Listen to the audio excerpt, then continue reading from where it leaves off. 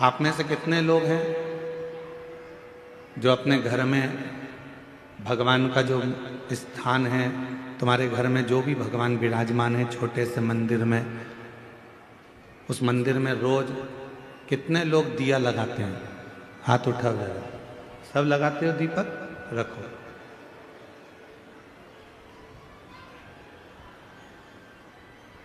दीपक लगाने का मतलब क्या है? क्यों हम भगवान के मंदिर में दीप प्रज्वलित करते हैं? क्यों हम भगवान के मंदिर में दीप लगाते हैं? उसका कारण केवल एक होता है कि तेरी ज्योति और मुझ में जो तूने ज्योति दी है, वो दोनों ज्योति का मिलन तेरे सम्मुख में हो जाए। जब मैं ये ज्योति प्रकट करूं तो हे मेरे भोलेनाथ, हे मेरी माँ जगत जननी दुर्गा भवानी, हे मेरे कृष्ण कन्हैया, हे मेरे राम, हे मेरे बुढ़ादेव, ऐसी कृपा करना कि तुम्हारे भीतर की जो ज्योति है इस मेरी आत्म ज्योति का कल्याण करे और मुझे संसार से आनंद कराकर मुक्त करे। दीप लगाना, दीप प्रकट करना, ज्योति जलाना, ज्योत जलाना या दिया लगाना, ये हमको एक अलग से ऊर्जा देता है, ऊर्जा देता है। एक बार हमने कथा में कहा था, आप लोगों को याद है कि नहीं वो पता नहीं, और मुझे विश्वास है कि कुछ लोगों को तो याद होगा। एक बार हमने कथा में कहा था कि तुम्हारे घर में जो पुराना दीपक होता है वो बहुत काम का होता है। जो पुराना दीप, 50 तरह के दिए मत बदलो। तुम्हारे घर में जो दीपक है, 2 दिए, 4 दिए, 6 दिए ऐसे रख लो, जिन दिए में आप बत्ती लगाते रहें। कभी इस दिए को अपने साफ करने रख दिया, मांजने रख दिया, घसने रख दिया, तो दूसरे दिए में बत्ती लगा दो, दूसरा मांजने गया तो तीसरे में लगा। उस दीपक में इतना बल हो जाता है, क्यों?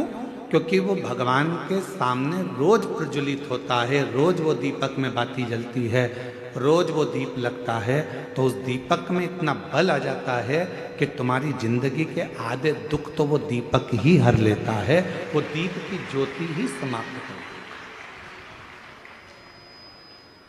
वो दीपक में इतना बल आ जाता है।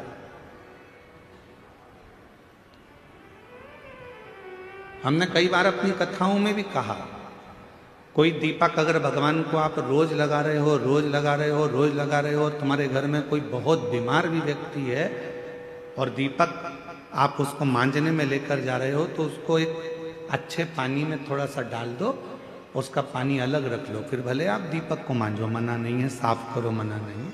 और जो वो पानी है, उस पानी को जब वो बीमार व्यक्ति स्नान करे तो उसकी बाल्टी में उस पानी को डाल दो, जिससे वो उस पानी से जब स्नान करेगा तो उसका आधे से ज्यादा रोग तो उसी समय समाप्त हो। डॉक्टर को इलाज करवाओ, डॉक्टर को दिखाओ, क्योंकि डॉक्टर शिव का एक रूप रहता है। हॉस्पिटल जाओ, डॉक्टर शंकर का एक रूप है, उसको दिखाओ, मना नहीं, पर साथ में उस दीप में इतना बल हो जाता है। यहां तक हमारा सनातन धर्म कहता है कि जिस आसन पर बैठकर आप और हम लोग भजन करते हैं अपने घर के अंदर, आपने देखा होगा एक आसन लगाती हैं माताएं, जप करती है, पाठ करती है, आराधना करती है, साधना करती है, उस आसन में भी उतना बल आ जाता है, उस आसन में भी उतनी शक्ति आ जाती है। हम जिस माला से जप करते हैं, आप जिस माला से जप करती है, उस माला में भी शक्ति आ जाती है।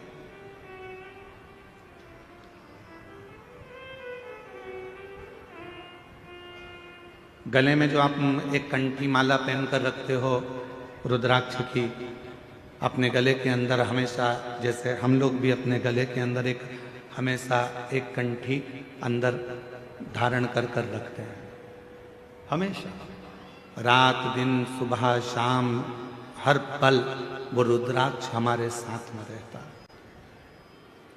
कई लोगों के मन में एक भाव उत्पन्न हो जाता है, हम गुरुजी हम हॉस्पिटल जा रहे हैं तो क्या रुद्राक्ष उतार कर जाएं?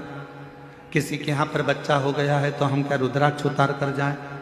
मान लो हम स्त्री हैं, रजस्वला धर्म से हो गई, रजो धर्म से हो गई, तो क्या हम रुद्राक्ष उतार कर रख दें? शिव महापुराण की कथा कहती है आप किसी भी अवस्था में रहें, रुद्राक्ष कभी अशुद्ध नहीं होता, वो अशुद्ध को भी शुद्ध कर देगा। क्या स्त्री रुद्राक्ष पहन सकती है? जरूर। क्या कोई लड़की रुद्राक्ष पहन सकती है? जरूर। क्या कोई बच्चा रुद्राक्ष पहन सकता है? जरूर। क्या कोई बूढ़ा बुजुर्ग रुद्राक्ष? सब पहन, सब धारण कर।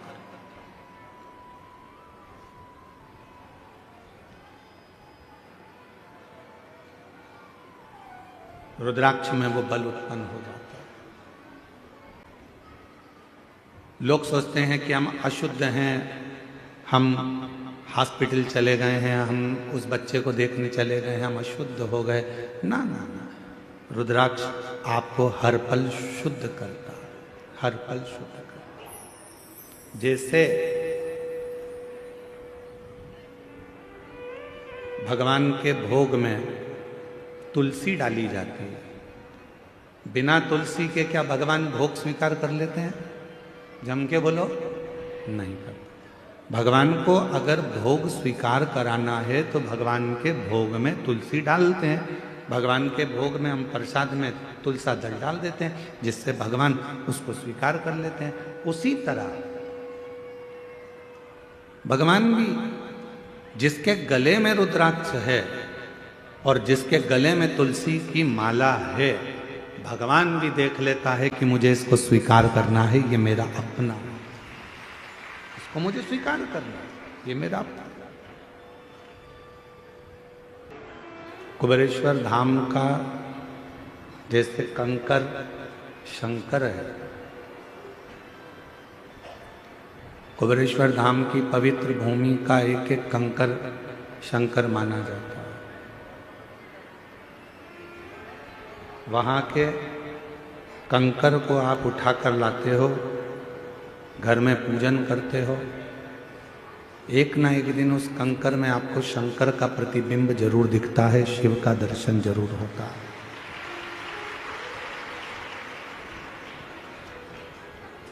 जैसे कुबेरेश्वर धाम के प्रत्येक कंकर में शंकर है, कुबेरेश्वर धाम के प्रत्येक कंकर में जैसे शंकर है, वैसे ही संसार में जन्म लेने वाला प्रत्येक मानव, जलचर, थलचर, वायुचर, जीव जंतु, पशु पक्षी, मनुष्य, इन सब में परमात्मा समाया हुआ है।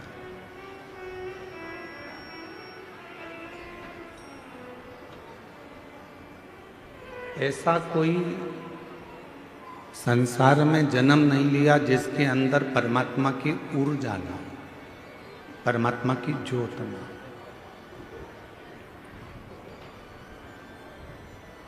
आप में से कितने लोग हैं जिनने कभी 12 ज्योतिर्लिंग में से किसी ज्योतिर्लिंग में जाकर भगवान का दर्शन किया? हाथ उठाओ जरा। किसी भी एक ज्योतिर्लिंग में करे हैं सबने? रखो हाथ नीचे। नमन, आपको प्रणाम। आप में से कई लोगों ने किसी न किसी ज्योतिर्लिंग में जाकर भगवान का दर्शन जरूर किया।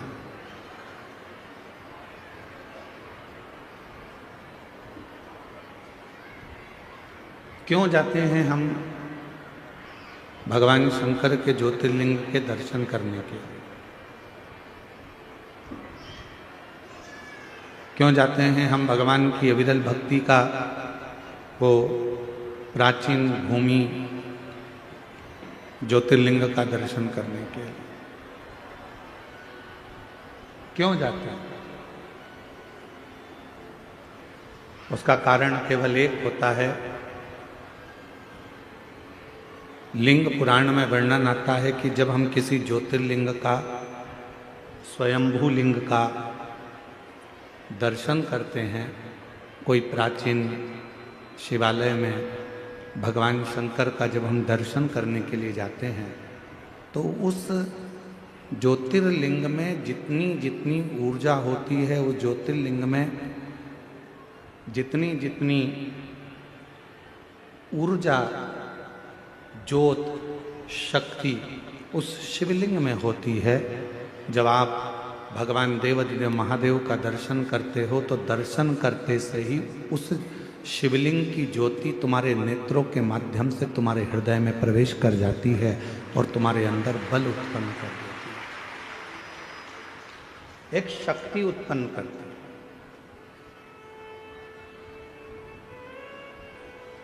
ज्योतिर्लिंग का दर्शन हमें शक्ति देता है, ज्योतिर्लिंग का दर्शन हमको बल देता है, ज्योतिर्लिंग का दर्शन हमें ऊर्जा देता है, ज्योतिर्लिंग का दर्शन हमको एक मार्ग निश्चित कर देता है, ज्योतिर्लिंग का दर्शन हमको भगवान शंकर की शरणागति प्रदान करने का बल प्रदान कर देता है।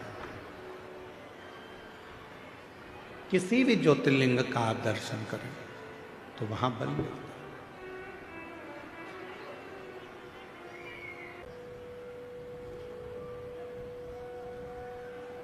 मेरी जीजियों, मेरे जीजाओं, मेरी बेटियों, बेटाओं, मेरी माताओं, मेरे बुजुर्ग माता पिता तुल्य आप सब विराजमान हो। मैं निवेदन करूं आप सबसे, भव सागर बहुत गहरा है, संसार सागर बहुत गहरा है। इस पूरे संसार सागर में आज के समय में किसी को समझना बहुत कठिन। कुत्ते को देखकर समझ जाओगे कि कुत्ता काटने वाला है, बोलो सही है कि गलत है। सांप को देखकर समझ जाओगे कि सांप डसने वाला है। शेर को देखकर समझ जाओगे कि शेर आक्रमण करने वाला है। चीते को देखकर समझ जाओगे कि ये चीता आया है, ये हमें खा जाएगा। हाथी को देखकर समझ जाओगे कि हाथी के पांव बड़े हैं, ये हमें दबा देगा। बिच्छू को देखकर समझ जाओगे कि ये डंक मार देगा। पर इंसान को कैसे पहचानोगे कि ये अपन को कब निपटा देगा? बिच्छू को पहचानना सरल है, सांप को पहचानना सरल है, शेर को पहचानना सरल है, कुत्ता को पहचानना सरल है।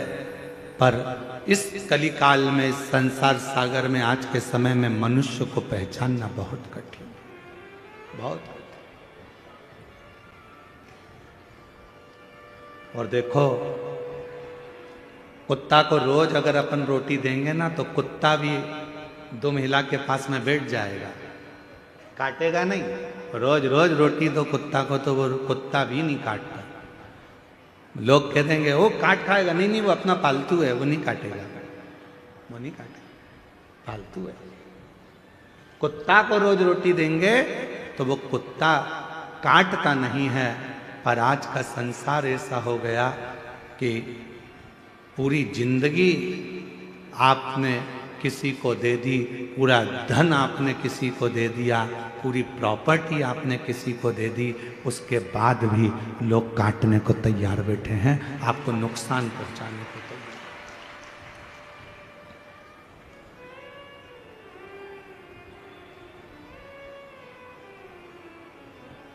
रे सो कोई नहीं रे, कोई नहीं रे, हीरा को परखयो राम, कोई नहीं रे। इस संसार सागर में परखने वाला नहीं मिल सकता। महाराज बड़ा ध्यान देना पड़ेगा। आप कुत्ते को पहचान सकते हो कि यह काटने वाला है, बिच्छू को पहचान लोगे काटने वाला है, सांप को पहचान लोगे काटने वाला है, पर मनुष्य को नहीं पहचान सकते, मानव को नहीं।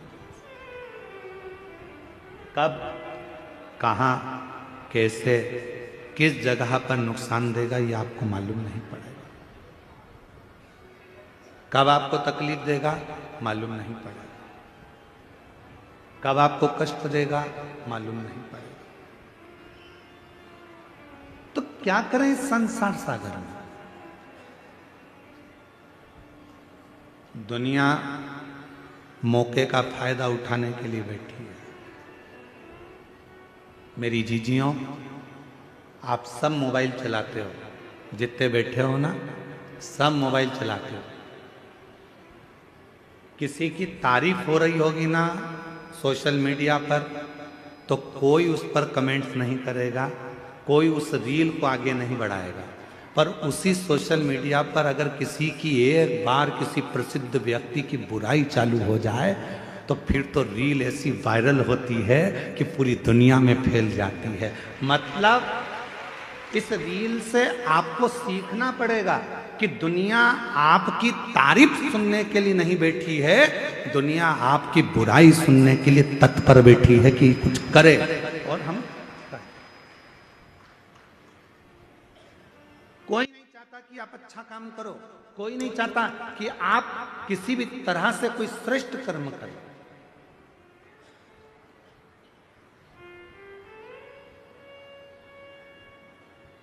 गौ माता के जो रक्षक हैं, गौ माता की जो सेवा में लगे रहते हैं, राष्ट्र की जो सेवा में लगे रहते हैं, सनातन धर्म को आगे बढ़ाने में लगे रहते हैं, सनातन धर्म को मजबूत करने में लगे रहते हैं, दुनिया के लोग उसी की बुराई में लगे रहते हैं।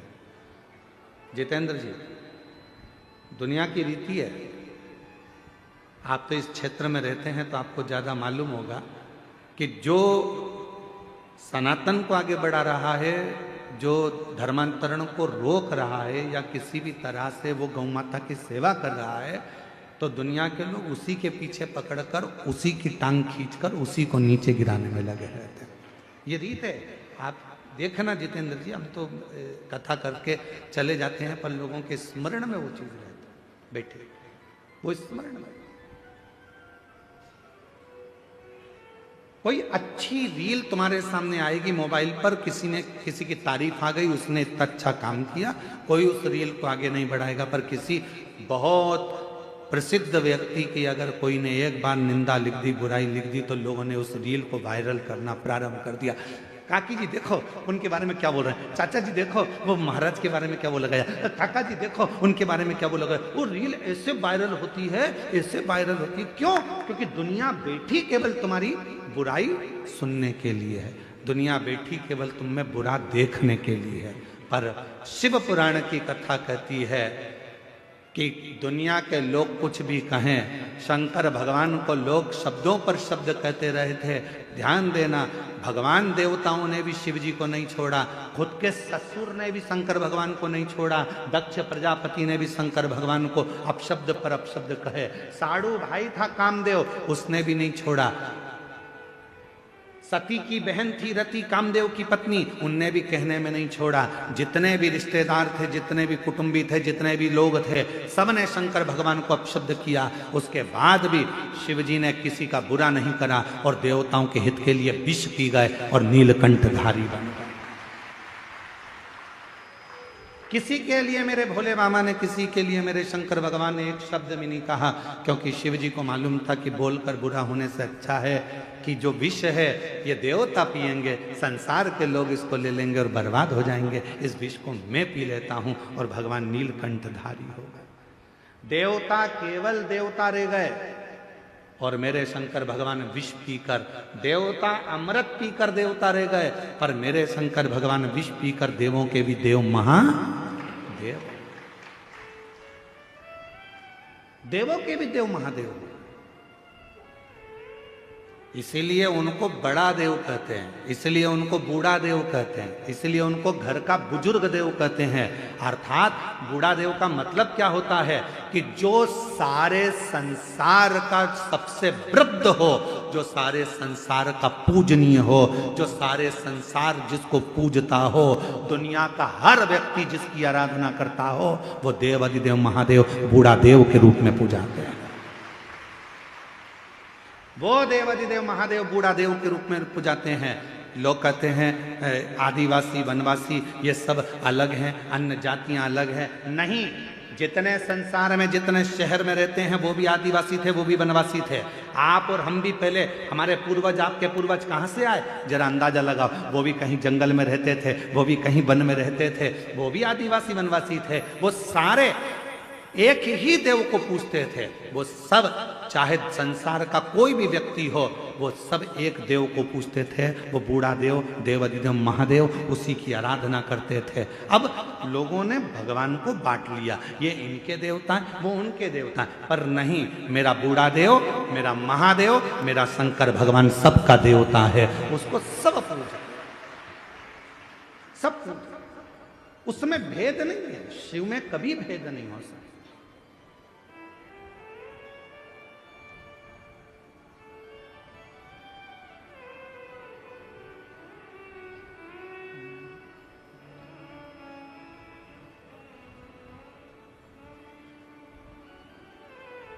महाराज, आप जिस भाव में उसको भजेंगे वो भाव में मिल जाएगा। दुनिया की रीत है आपसे लाभ ले लेना और आपको धक्का मार देना, आपको धक्का दे। पर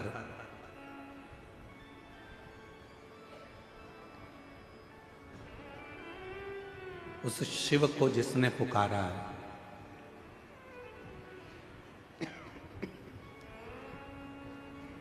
बाबा देव अधिदेव महादेव को जिसने पुकारा है, वो शिव उसके दुख हरने के लिए उसके दरवाजे पर जाकर जरूर खड़ा हुआ, जरूर खड़ा।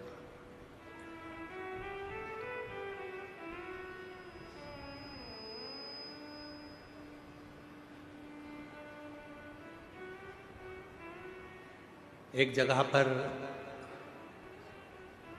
हम कथा करने के लिए गए, जैसे यहाँ आए थे कच्चे गांव, तो कच्चे गांव में भी हम पहुँचे जब, तो वहाँ उनके जजमान जी जायसवाल जी के यहाँ खूब ढोल बज रहे थे, खूब ढोल। कच्चे गांव आने से पहले एक जगह पर मंदिर में कहीं पास का कोई गांव था, वहाँ रोक लिए थे, तो वहाँ पर मंदिर में वहाँ पर भी दरवाजे पे बहुत ढोल बज रहे थे। एक जगह पर गए,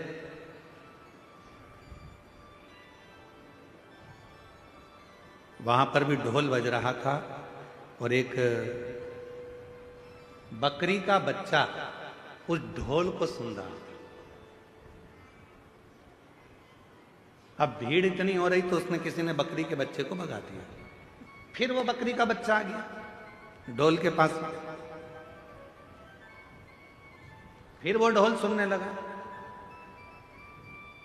फिर किसी ने बकरी के बच्चे को, अब इतनी भीड़ में बकरी के बच्चे को फिर हटा दिया, वो बकरी का बच्चा फिर आ गया।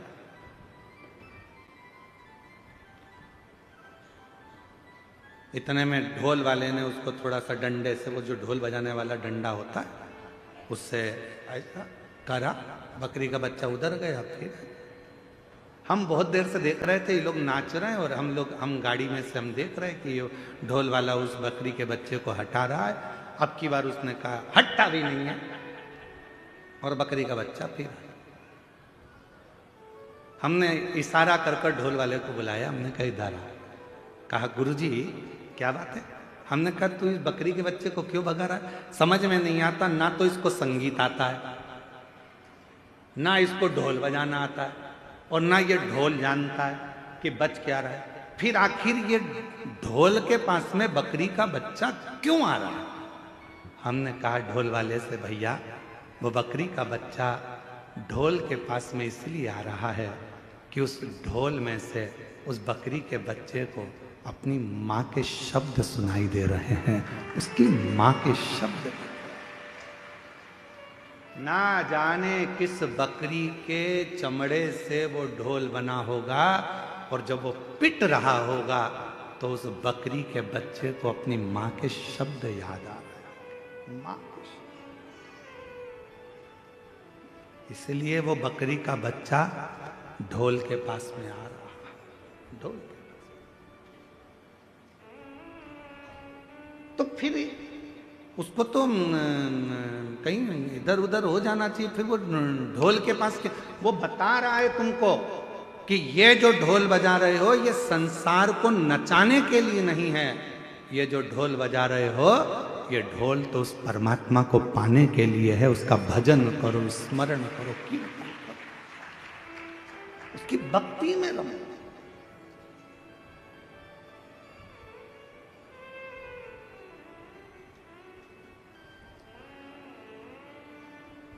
उसके भजन में रमो, उसके स्मरण में रमो। बिना भक्ति के कुछ प्राप्त नहीं हो सकता, कुछ। श्रीमद् भागवत कथा में राजा राहुगण का एक चरित्र आता है। राजा राहुगण पालकी में बैठकर जा रहे थे और पालकी उठाने वाले के पांव में लग गई थी। आप लोगों ने श्रीमद् भागवत सुनी होगी तो आपको मालूम होगा।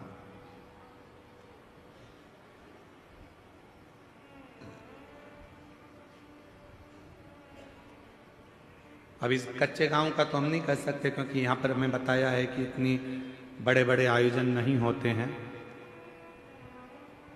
कच्चे गांव के इतिहास की यह पहली कथा है जिसमें इतनी लाखों की भीड़ एक साथ एकत्रित हुई है।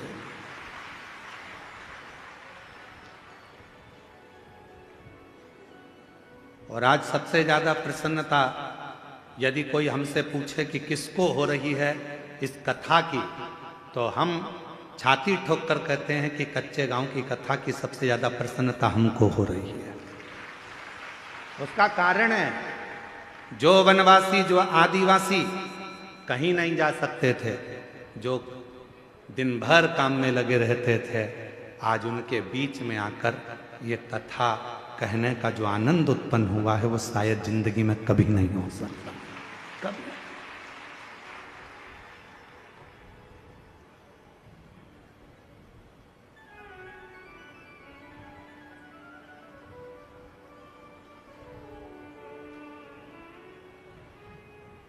जरूरी नहीं है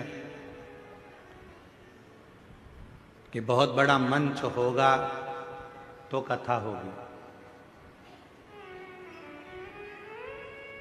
आज आप लोगों के बीच में कहकर जा रहे हैं, जितने वनवासी आदिवासी बैठे हैं उन लोगों से निवेदन कर कर जा रहे हैं, कभी तुमको लगे कि हमारे इस क्षेत्र में कथा होना है, आप हमको याद करना। कोई रुपये की बात नहीं, कोई पैसे की बात नहीं। आप मंच नहीं बनाओ तो किसी पेड़ के नीचे एक पत्थर रख देना, उस पत्थर पर बैठकर शिव महापुराण की कथा हम आदिवासी और वनवासियों को सुनाकर जाएंगे।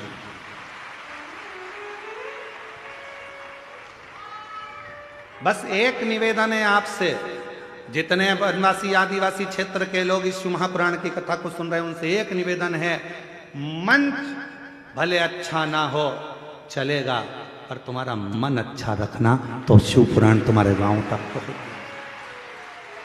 मंच से नहीं, मन से शिव पुराण पहुंचे।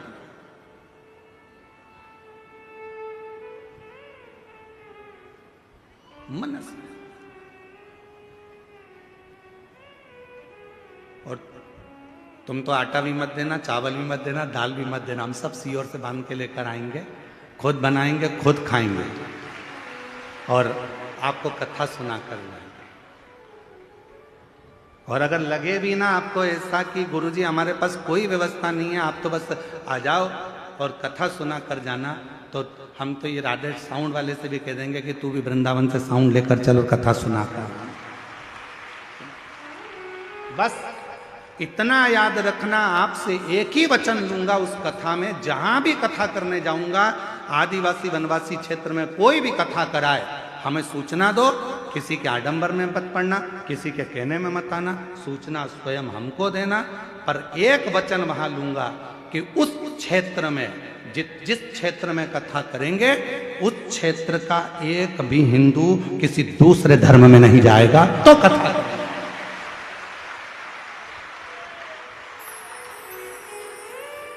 अब आपका निमंत्रण मुझे स्वीकार है, आप जब बुलाओगे सीवर वाला महाराज तैयार है, और जब बुलाओगे तहां आएगा कथा करने के लिए। और तुमको लगता है कि ये टेंट का खर्चा बहुत लगता है, गुरुजी कहां से इतना पैसा लाएंगे, तो अपन शाम की कथा कर देंगे, टेंट की जरूरत नहीं पड़ेगी, खुले में बैठ जाओ,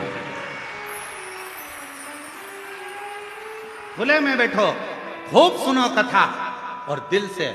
और कई बाबा के भक्त ऐसे हैं कि जो आएंगे सुनने वाले, उनकी व्यवस्था वो भोजन की तो कर ही देंगे, तुम टेंशन मेंशन मत लेना। तुम तो बस जो तुम्हारा गांव वाले सब तैयार हो जाएं कि अपने गांव में से कोई भी नहीं बदलेगा रे, तो चलो सब सीवर वाला महाराज के पास, सील ठप्पे के साथ सिग्नेचर करके दे दो कि हमारा जितना गांव है, हम 68 गांव का लोग है, 2000 गांव का लोग है, 2000 हमारे घर हैं, एक भी किसी दूसरे धर्म में नहीं जाएगा। जब हम लिख के दे रहे हैं, आओ कथा करने, और हम कथा करने पहुंच जाए।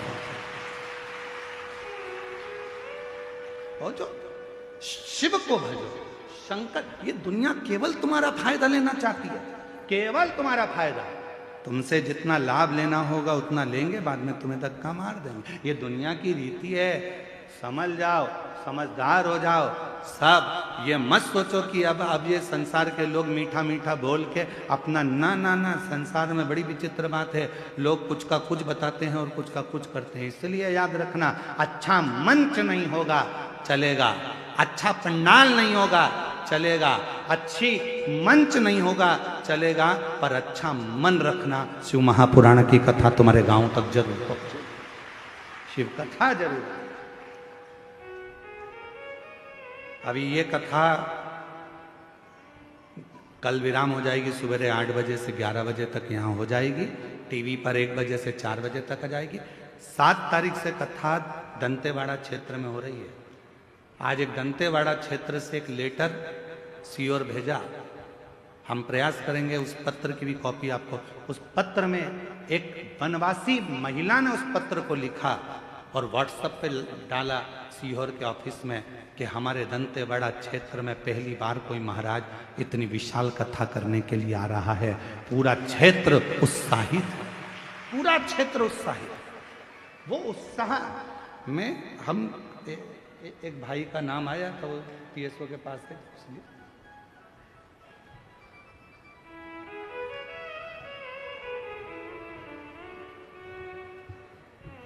एक किसी भाई का नाम आया था कि गुरुजी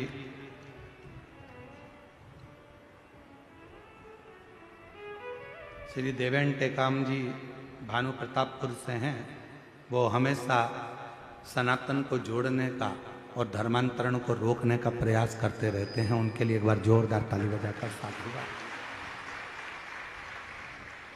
कोई अच्छा करे आप उसका साथ दो, उसके साथ खड़े हो। कोई गलत करे उसके विरोध में भी खड़े हो कि इसने गलत किया है।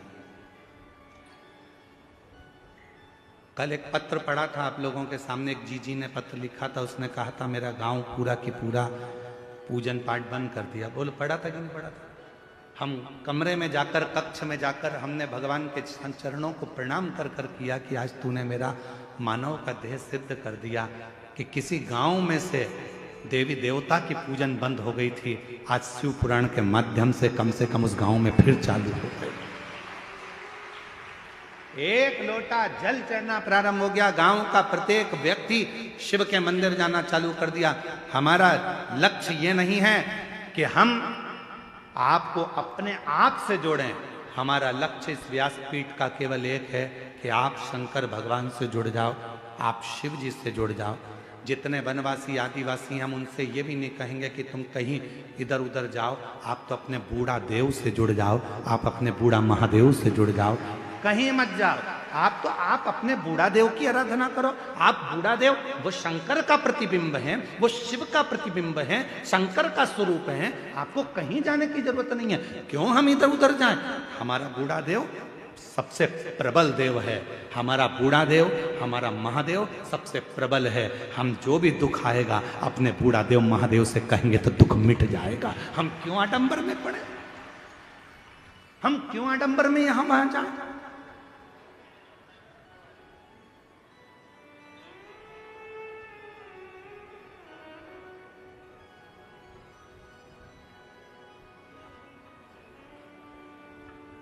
शिव की कथा आपको आडंबर से दूर कर देती है। शंकर भगवान की कथा आपको दिखावे से, पाखंड से दूर कर देती है, दिखावे से दूर कर देती है। आपने पहले दिन की कथा में कौन कौन था? जरा हाथ उठाओ। पहले दिन की कथा में जो थे वो हाथ उठाओ। उठाया हाथ सबने? रखो। पहले दिन की कथा में एक बहन वहां से बहुत तेज चिल्लाई थी ना, चीखी थी ना। उसके बाद में कोई नहीं चिल्लाया ना। सबको मालूम है महाराज झेलता ही नहीं।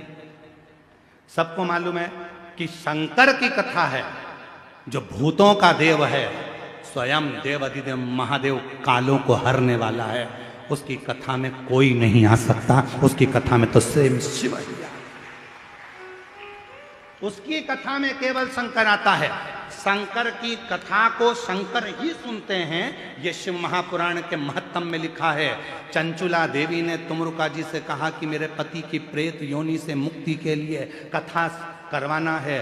तो तुमरुका जी ने पूछा कि कथा का यजमान कौन है? तो चंचुला देवी बोली मैं। तो कह दिया संसार का मनुष्य इस कथा का यजमान नहीं बन सकता। शिव महापुराण की कथा का यजमान मनुष्य नहीं बन सकता। श्रीमद् भागवत होती तो राजा परीक्षित थे, रामचरितमानस होती तो काशी के नरेश थे, विष्णु पुराण होती तो अन्य राजा थे, पर शिव पुराण का यजमान कभी भी संसार का मनुष्य नहीं बन सकता। भगवान तुमरुका जी ने कहा अगर शिव महापुराण की कथा सुनना है तो उसका तो केवल एक ही यजमान हो सकता है, वो शंकर और पार्वती हैं। तब शिव पार्वती कथा के यजमान। 7 दिन तक जब तक यजमान शिव महापुराण की कथा करवाते हैं, 7 दिन तक यजमान शंकर की कथा को सुनते हैं। 7 दिन तक यजमान पार्थिव लिंग का पूजन करते हैं। 7 दिन तक यजमान अपने घर में भगवान शिव की आराधना करते हैं। 7 दिन तक यजमान शिव महापुराण की कथा को करवाते हैं। वो यजमान केवल यजमान नहीं रहते, वो 7 दिन तक शंकर और पार्वती का एक स्वरूप बन जाते हैं, ईश्वर और गोरा बन जाते हैं, शिव और शक्ति बन जाते हैं, जो कथा के रस तत्व को ग्रहण कर रहे हैं। जायसवाल जी से आप पूछना, हम चले जाएं उसके बाद में भी पूछ लेना। क्यों जायसवाल जी? वो भंडारे में भोजन चल रहा था, आप उसमें 24 घंटे खड़े रहे क्या? तो जायसवाल जी बोलेंगे नहीं। बोलो जायसवाल जी, 2 लाख लोग भंडारे में अभी तक भोजन कर चुके हैं। जायसवाल जी, आज सूचना मिली मेरे को, 2 लाख लोग भंडारे में भोजन कर चुके हैं आज तक। अब 2 लाख लोग भोजन करें तो क्या 24 घंटे जायसवाल जी वहां थे? इस पंडाल में क्या 24 घंटे जायसवाल जी थे? इस पंडाल में लोगों को संभालने के लिए 24 घंटे जायसवाल जी थे? नहीं, जायसवाल जी तो यजमान शंकर का स्वरूप बनकर, कथा के यजमान बनकर बैठ गए शिव कृपा से। अब संभालना किसको है? जिसकी कथा है, जो करवा रहा है और जो कथा सुन रहा है। कथा बाँचने वाला भी शिव, कथा सुनने वाला भी शिव और कथा करवाने वाला भी शिव, तो वो कथा संभालता है। आप और हम तो केवल निमित्त है, केवल निमित्त, इसमें कोई दूसरा नहीं है। और मेरा आपकी कृपा से सब करते हो भोले बाबा, मेरा नाम हो रहा है। भोले आपकी कृपा से सब कौन करा रहा है? आप जितने लोग कथा श्रवण करने के लिए बैठे हो, विचार कर लेना, आप कथा नहीं सुन रहे हो, आप अपने घर से चलकर नहीं आए हो, वो तो शंकर भगवान आपके दिल में आकर बैठ गए। इसलिए आप ट्रेन में और बस में बैठकर, गाड़ी में बैठकर यहां तक आ गए और कथा श्रवण करने के लिए बैठ गए। शिव बैठे। एक पत्र है, उस पत्र में एक भाई लिख रहे हैं कि मैं आपको नहीं मानता था, मैं मंदिर नहीं जाता था। पत्र में लिखा, देखो,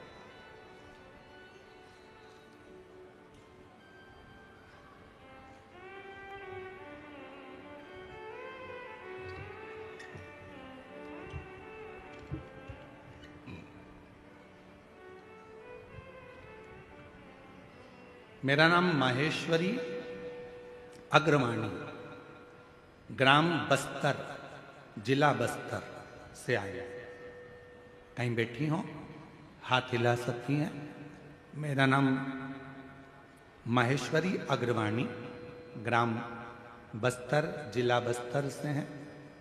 कहीं बैठी हो तो हाथ हिला सकती हैं, और अगर कहीं बैठी हो तो एक बेलपत्र लेने के लिए आ सकती हैं। हाँ, हाथ हिलाओ, जरा दिख जाओगे, अभी दिख नहीं रहे। हाथ हिलाओ, वापिस दिख जाओगे। हाँ, दिख गई जी, दिख गई। आ जाओ, एक बेलपत्र ले जाना, आ जाओ। रोते नहीं, खुश खुश आओ, कराओ, आंसू खुश कराओ। गुरुजी बस्तर से, 2000 में मेरे पति चले गए थे। मैं विधवा हूं। 2000 में पति गए, 2025 चल रहा है गुरुदेव, मैं विधवा। मेरा पुत्र है, 3 साल का था जब मेरे पति का स्वर्गवास हुआ। तब से मैंने अपने जीवन में बहुत संघर्ष किया। गुरुजी, जीवन ऐसे ही कटता चले गया, पर आपकी कथा ने एक बार मोबाइल में मैंने सुन ली, तभी से मंदिर जाना चालू करा। मेरे जीवन में शिव क्या होते हैं मैंने आपकी कथा से जाना। एक लक्ष्य था मंदिर जाने का, मेरा बेटा कोई अच्छे पद पर बैठ जाए। मंदिर में साफ करती, सफाई करती, पशुपतिनाथ का व्रत करती, बेटे को भी कहती। पर बेटा कहता, माँ क्या मंदिर की सफाई करने से या मंदिर में बेलपत्र चढ़ाने से या शहद का बेलपत्र लगाने से क्या नौकरी मिल सकती है? तब मैंने अपने बेटे से कहा कि तू एक बार कानों में हेडफोन लगा, महाराज को सुन। वो कहते हैं कि मेहनत को 4 गुना कर, रात दिन एक कर, खूब पढ़ाई कर। अभी तू 15 मिनट भी अगर छोड़ देता है तो तेरे बुरे हैं। सियोर वाला महाराज कहता है कि रात दिन एक कर दे। तब मेरे बेटे ने रात दिन एक करा। आपके कहने पर मंदिर जाने लगा, जल चढ़ाने लगा। उसने मुझसे कहा, माँ मैंने सुना है कि एक बार यदि पंडाल में बैठकर कथा सुनी जाए बाबा देता है। 2024 में कुरुद में कथा चल रही थी, पंडाल में पहुंच गए। बाबा ने ऐसी कृपा कर दी गुरुदेव मेरे पुत्र के ऊपर कि 2018 से तैयारी कर रहा था, पर बाबा की कृपा से ऐसी करुणा बाबा ने करी। 2018 से छत्तीसगढ़ पीएससी का एग्जाम दे रहा था, क्लियर नहीं हो रहा था, पर बाबा ने उसके परीक्षा ऐसी कृपा करी कि 2024 में उसने कुरुद की कथा पंडाल में जाकर सुनी और बाबा की कृपा से आज मेरा बेटा आबकारी विभाग का सबसे बड़ा अधिकारी बनकर बैठ गया। मैं बाबा को यहाँ प्रणाम करने के लिए आई हूँ कि मेरे बेटे को आबकारी विभाग अधिकारी के पद पर नियुक्त कर दिया। छत्तीसगढ़ पीएससी की परीक्षा मेरे बेटे ने स्वीकार कर ली। सीजी पीएससी की परीक्षा मेरे बेटे ने स्वीकार पास। मैं बाबा को प्रणाम करने आई हूं। आज वो आबकारी विभाग का सबसे बड़ा अधिकारी बनकर बैठा। ये दुनिया की दृष्टि में लगता है। महाराज सियोर वाला महाराज तो कथा कर कर चले जाएगा, पर दुनिया के लोगों को बाद में मालूम पड़ता है कि अपने कच्चे गांव में कथा हुई। कम से कम मुझे एक दिन तो पंडाल में जाकर वहां की मिट्टी को कथा सुनकर आरती के बाद अपने हृदय से लगा लेना था, क्योंकि वो पंडाल की मिट्टी नहीं, मेरे भोले बाबा स्वयं अपना चरण रखने के लिए आते, स्वयं चरण रखने। एक विश्वास,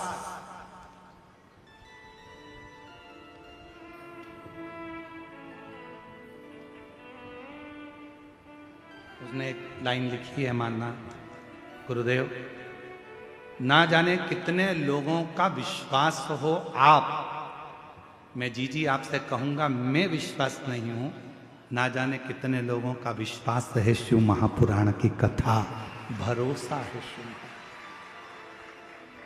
सियोर वाला महाराज नहीं, शिव ओ गढ़दानी, मेरा शंभू, मेरा त्रिकालदर्शी, मेरा कैलाशी, जिसको आप एक लोटा जल समर्पित करते हो, एक लोटा जल।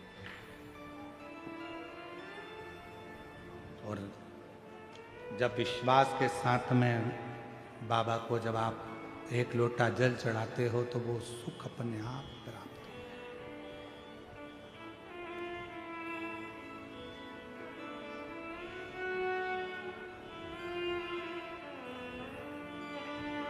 मेरा तू ही तो हमदर्द है, जिसे हर दर्द कहता हो, मेरा तू ही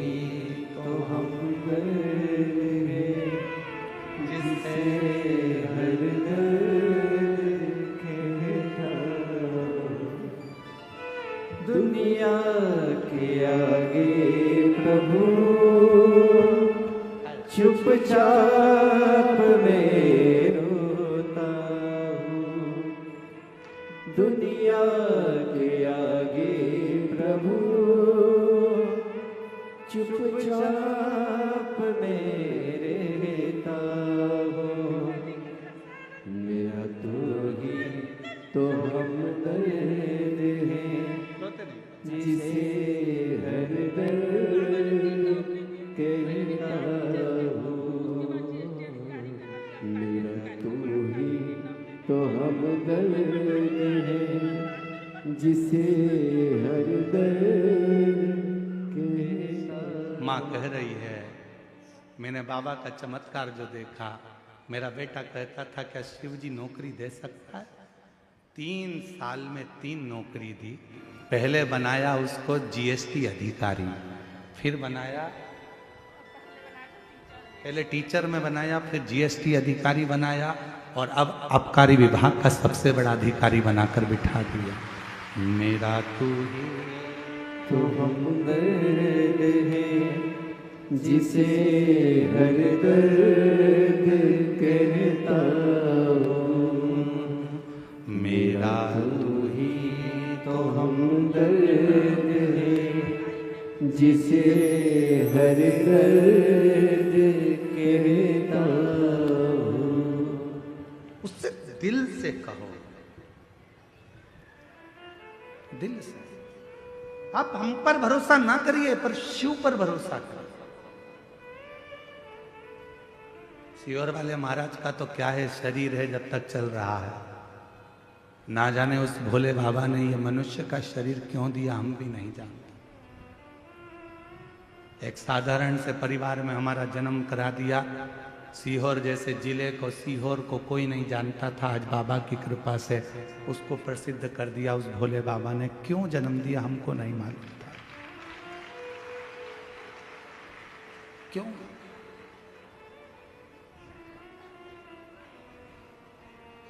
खूब लोग अपशब्द कहते हैं, ताने देते हैं, गाली देते हैं, पर हम बाबा से प्रार्थना करते हैं, हम जवाब ना दें पर तू जवाब जरूर देना। तेरे जवाब का इंतजार रहता है, तेरे जन्म देने वाला हो। आज उस माँ से पूछो जो खड़ी होकर कहती है कि जिस बेटे का बाप नहीं और मेरा कोई नहीं, शंकर जी की कथा ने संभाल लिया। शिव की कथा, कितनों का विश्वास। मेरा तू ही तो हमदर्द है जिसे हर दर्द कहता हूँ। मेरा तू ही तो हमदर्द है जिसे हर दर्द कहता हूँ। आया नजर ना कोई भी अपना जब मुझको दरकार थी, जब मुझको दरकार थी,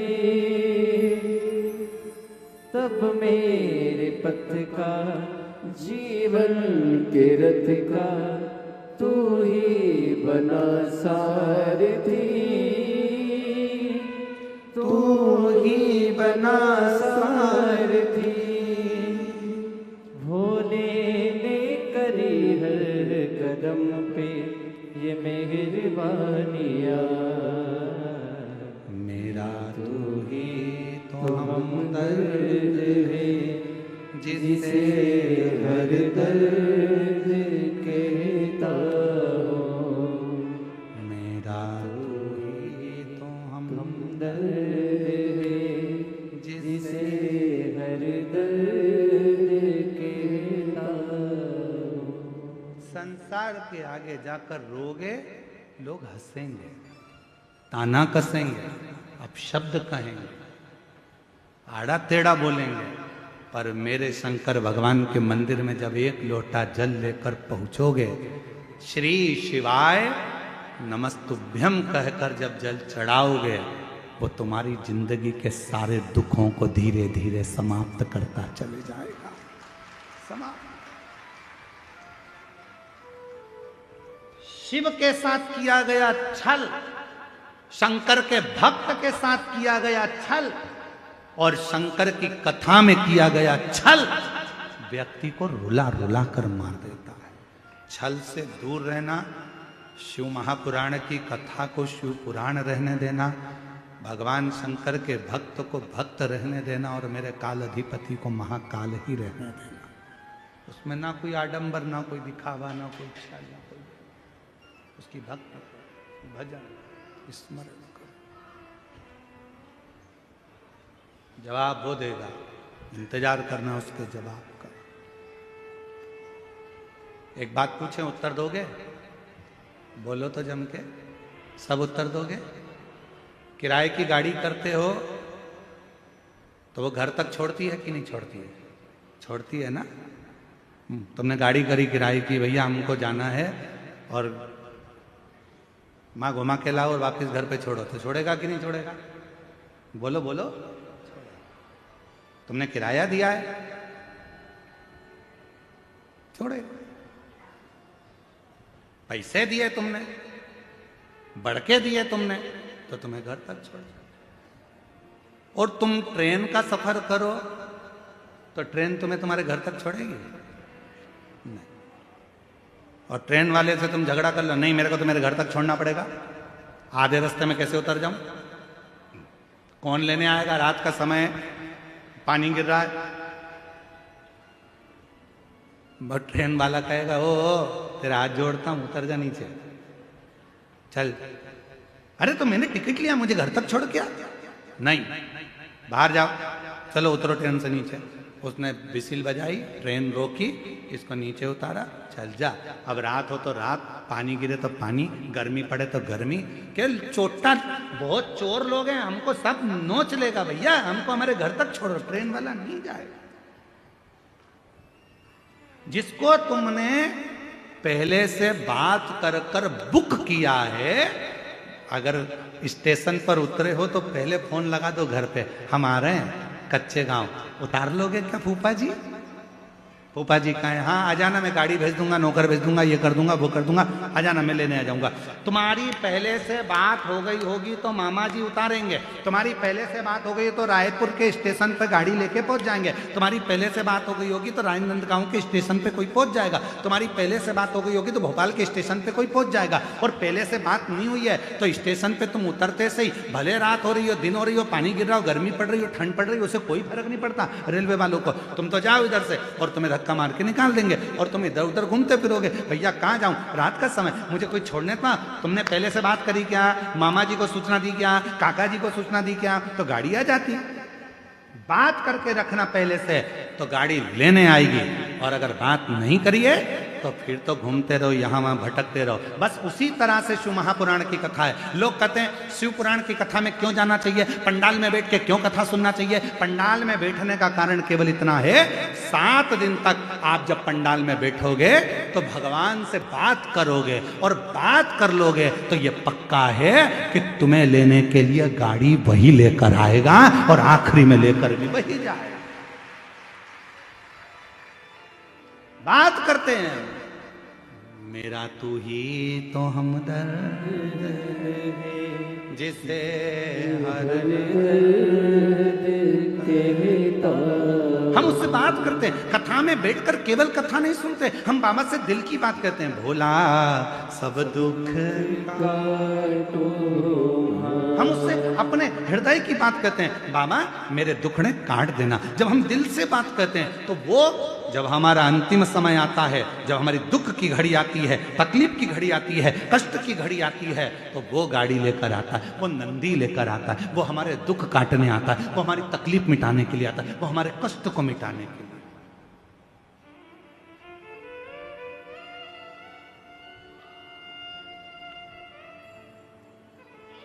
फिर भले तुम चुप हो, फिर भले तुम कुछ ना।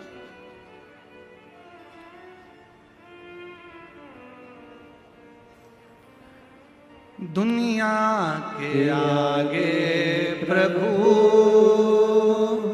चुपचाप मेरे दुनिया के आगे प्रभु चुपचाप मेरे मेरा तू ही तो हमदर्द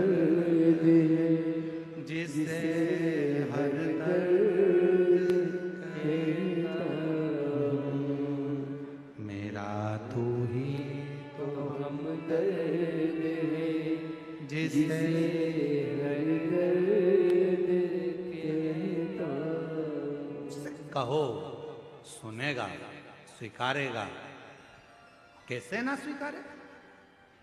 कहते हैं अगर दिल से आपने कोई बात कही है तो दिल की कही हुई बात भले किसी को मोबाइल मत करो, फोन मत करो, दिल से याद किया है तो वो कितनी भी दूर होगा उसको हिचकी चलने लगती है। यहाँ हिचकी बोलते हैं कि डुचकी बोलते हैं? हिचकी, हिचकी चलने लगती है।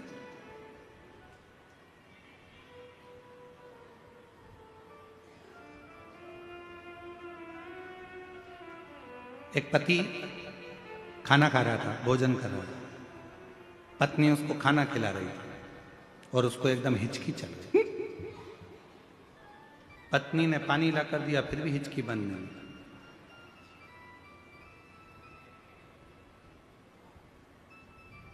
पत्नी अंदर गई, बेलन लेके आ गई।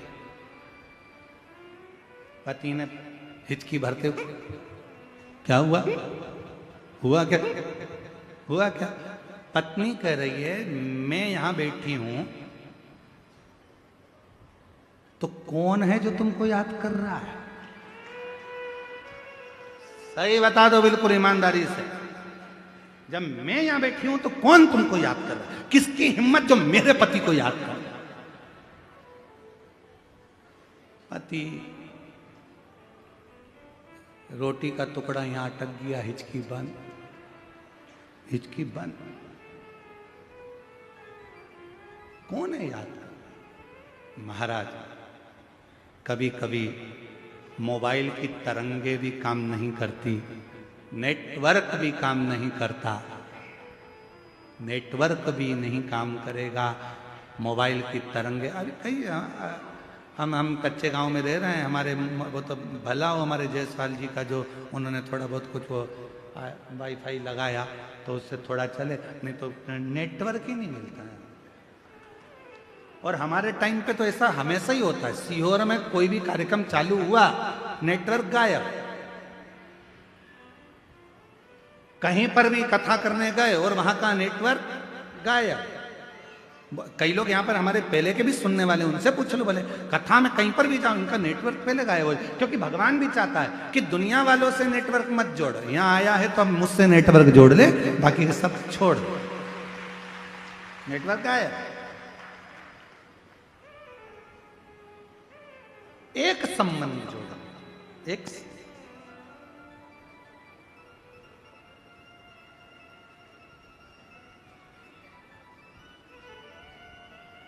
मोटरसाइकिल वाले को हाथ दिया, भैया भैया भैया भैया मुझे बिठा ले बिठा ले बिठा ले। मोटरसाइकिल वाले ने बिठा लिया। गाड़ी वाले को हाथ दिया, गाड़ी वाले ने बिठा लिया। यहां तो कोई भी बिठा कर ले जाएगा, पर वहां कोई नहीं बिठा के ले जाएगा। वहां तो अकेले आए थे, अकेले जाना है, भक्ति करना है भगवान भगवान की। वहां कोई ले जाने वाला नहीं मिलेगा। यहाँ पर मोटरसाइकिल पर कई कई लोग तो होते हैं गांव में भी, वो भी कहते थे ले बैठ पीछे, अब भी आए घूम के, चल बैठ पीछे। जैन साहब कई लोग कहते थे चल बैठ पीछे, अब भी घूम के आते हैं, बैठ जा पीछे। और एक आध बार जिसको तुम कंधे पर लेके जा रहे हो मुर्दे को, और वो उठकर बोलते ले आजा, घूम के आते हैं, बैठ आजा, इतनी देर में तो तुम्हारा हाँ पड़ी भर जाए। ओ भाई मुर्दा बोल गया। मुर्दा क्या बोल रहा है? ऊपर से बोल रहा है चल घूम के आते हैं। बाप रे, वो घर जाके बीपी की गोली खाई, शुगर ऊंचे नीची हो गई, हापड़ी भरा गई, डॉक्टर के पास पहुंच गई, बाबाओं के पास पहुंच गई, गले में 25-30 ताबीज बांध लिए, 25-30 ताबीज। बाबा क्या हुआ? एक जनी के पीछे पीछे जा रहे थे उसको अंतिम संस्कार के लिए, वो अर्थी पे उठ के बैठ गया, चल घूम के आते हैं। अब यहां कहने वाले तो बहुत मिल जाएंगे, चल घूम के आते हैं, पर वहां ले जाने वाला कोई नहीं मिलेगा।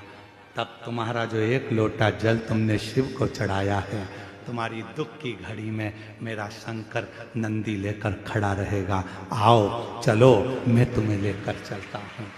कोई दुख नहीं भोगना है, कोई कष्ट नहीं भोगना है, कहीं तुमको दुख नहीं भोगना है। तुमने कच्चे गांव में शिव पुराण की कथा सुनी थी, इसलिए कष्ट तुम्हारा मैंने काट दिया। अब दुख नहीं, तकलीफ नहीं, अब तू इंतजार कर। कथा सुनी है तूने पंडाल में बैठकर, घर पर रहकर, टीवी के सामने, मोबाइल पर, फेसबुक यूट्यूब पर कथा का रसतत्व तूने ग्रहण किया है। तेरे दुख काटने की जवाबदारी अब मेरी हो गई है, तो चिंता मत करना। 3 महीने में जो तूने मांगा है तेरी झोली में दे दूंगा। क्यों चिंता कर, क्यों चिंता कर? और जब उससे प्रीत जुड़े, प्रीत कितना सुंदर कहा भगवान शंकर की कथा में वर्णन आता है। देवाधिदेव महादेव भगवान शंकर की पवित्र कथा कर रही है। तुमरुका जी के सम्मुख में तुमरुका जी कथा का रसतत्व ग्रहण करा रहे हैं। चंचुला देवी कथा सुन रही है और सामने बैठे ईश्वर जी और गोरा जी शिव महापुराण की कथा सुन रहे हैं। भगवान शंकर और पार्वती कथा का रसतत्व ग्रहण कर रहे हैं। भगवान देवाधिदेव महादेव कथा को तत्व ग्रहण कर रहा है।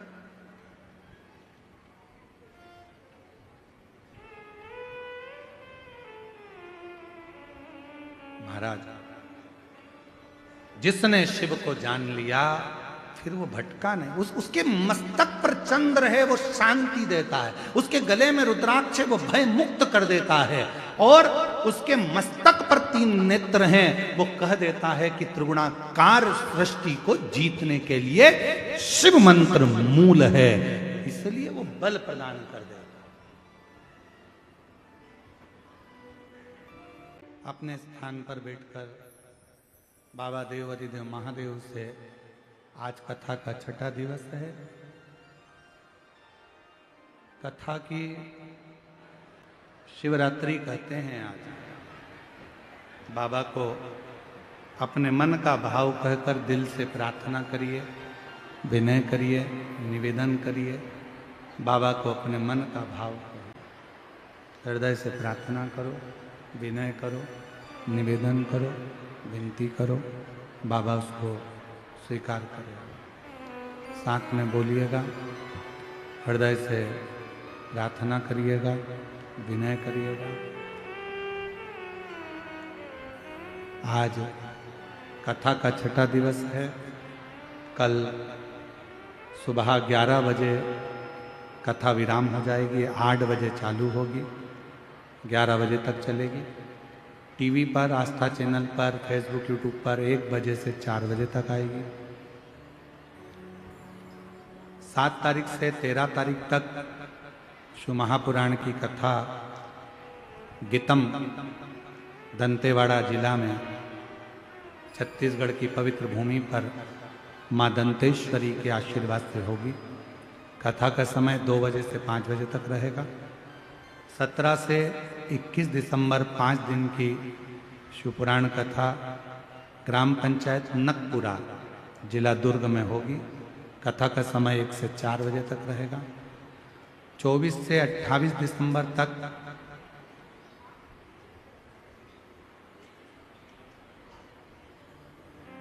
मुंबई महाराष्ट्र में मीरा भयंदर में शिव महापुराण की कथा, महाराष्ट्र की पवित्र धरा मुंबई में होगी। दिसंबर के महीने की ये कथाओं का रसतत्व आप और हम ग्रहण कर रहे हैं। हृदय से बाबा को प्रार्थना करिए, दिल से बाबा को निवेदन करिए, अपने मन का भाव कहिएगा।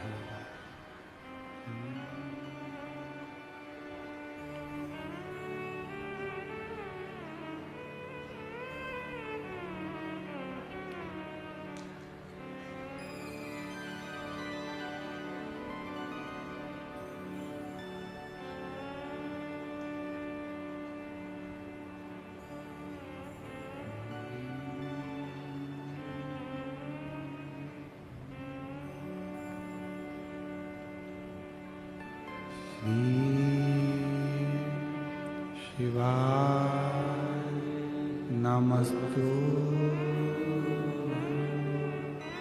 श्री शिवाय नमस्तु। श्री शिवाय नमस्तु।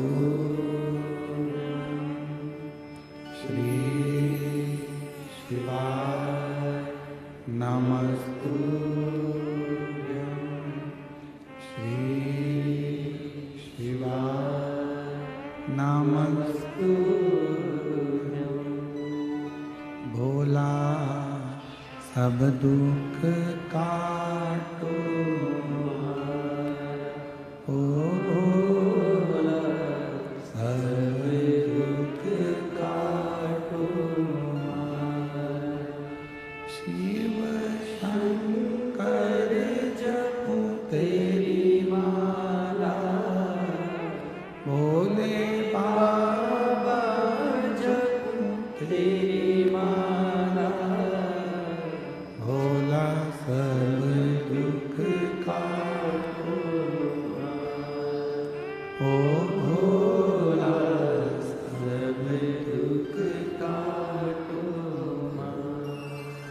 वेश है मंगल मंगलकारी, वेश है मंगल मंगलकारी। शमशान वासी हमारा, शमशान वासी हमारा। ओ भोला सब दुख काटो हमारा, ओ भोला सब दुख काटो हमारा।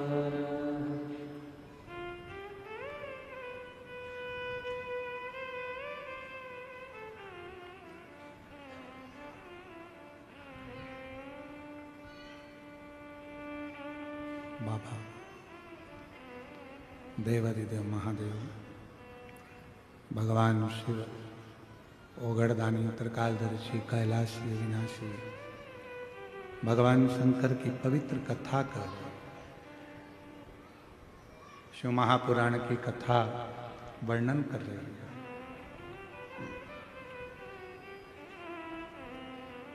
चंचुला देवी जिन शिव महापुराण की कथा को ईश्वर जी गोरा जी की साक्षी में चल रही है। भगवान देवादिदेव महादेव, माँ जगत जननी पार्वती जिस कथा को श्रवण कर रहे हैं, वो कथा कोई साधारण नहीं। केवल एक शिव महापुराण की कथा ऐसी होती है जिसका यजमान स्वयं शिव होते हैं, स्वयं शंकर। और विश्वास, भरोसा, दृढ़ता शिव तत्व को नजदीक लेकर आती है। कितना भरोसा होगा जरा विचार करिएगा। तारकासुर का संहार हो जाता है। तारकासुर के 3 बेटे हैं, तारकाक्ष, विदुम्माली और कमलाक्ष।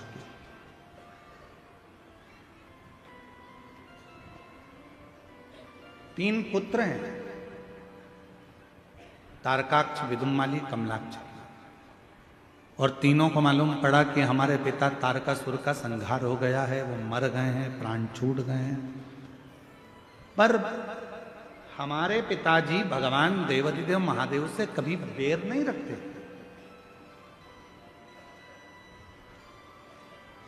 कई लोग संसार में ऐसे भी जन्म लेते हैं कि उनका ना तो आपसे कभी मिलना हुआ, ना आपको वो पहचानते हैं, ना कभी आप उनको जानते हो। इसके बाद भी अगर कोई आपके सामने उस व्यक्ति किसी व्यक्ति की बुराई कर देता है और आप उस बुराई में शामिल हो जाते हो, ना आप उससे मिले, ना कभी आपने उसको देखा और ना कभी उससे मिलना हुआ, फिर भी वो आपस में मुलाकात, बस किसी ने बुराई करना चालू करी और आप उस बुराई में शामिल हो। महाराज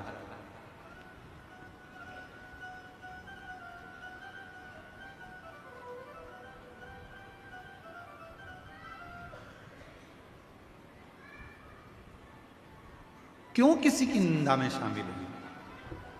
शिव महापुराण की कथा कहती है, जिंदगी में अगर मानव की देह मिली है, मानव का शरीर मिला है, मनुष्य की देह अगर प्राप्त हुई है, तो भगवान से यह प्रार्थना करो कि हमको जो मानव की देह मिली है ये सत्कर्म में लगे और अच्छे काम में लगे।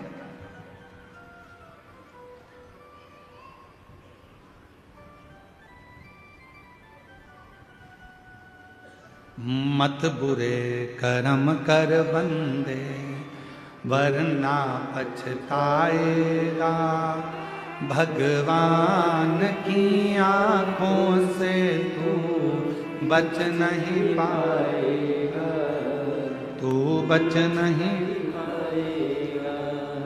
अरे ओ अज्ञानी मत करना दानी, अरे ओ अज्ञानी मत करना, तेरे कर्म का फल भी तू ही पाएगा, जैसा किया तूने तेरे आगे आएगा।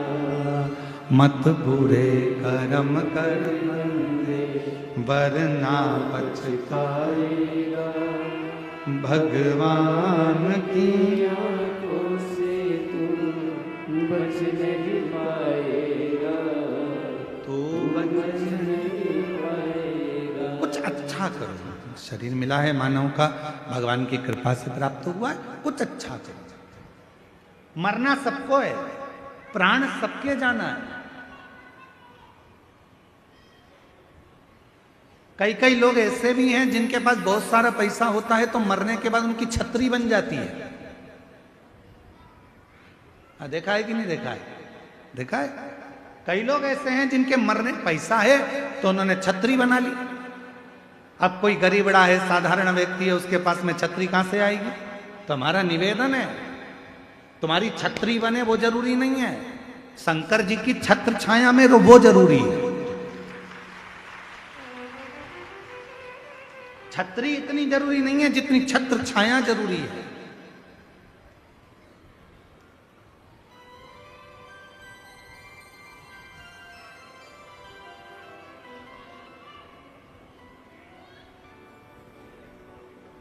गाड़ी में बैठकर देख लिया, फ्लाइट में बैठकर देख लिया, ट्रेन में बैठकर देख लिया, घर में बैठकर देख लिया, बंगले में बैठकर देख लिया, रोड पर बैठकर देख लिया, फैक्ट्री में बैठकर देख लिया, पहाड़ों पर बैठकर देख लिया, आकाश में बैठकर देख लिया, पानी में बैठकर देख लिया। अब निवेदन है शंकर की शरण में बैठकर देख लो। एक बार मेरे देवाधिदेव महादेव की शरण में जाकर बैठकर देखो कि मन का सुकून क्या होता है, हृदय की शांति क्या होती है, दिल का सुकून क्या होता है। शिव की शरण में जो शांति मिलेगी, शंकर की शरण में जो सुख मिलेगा, वो दुनिया में कहीं नहीं मिल सकता, कहीं नहीं।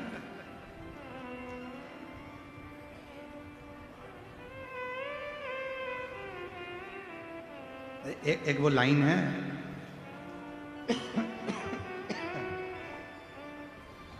मैंने सबका होकर देख लिया, बस तेरा होना बाकी है। तुम भी बोलो, मैंने सबका होकर देख लिया, एक तेरा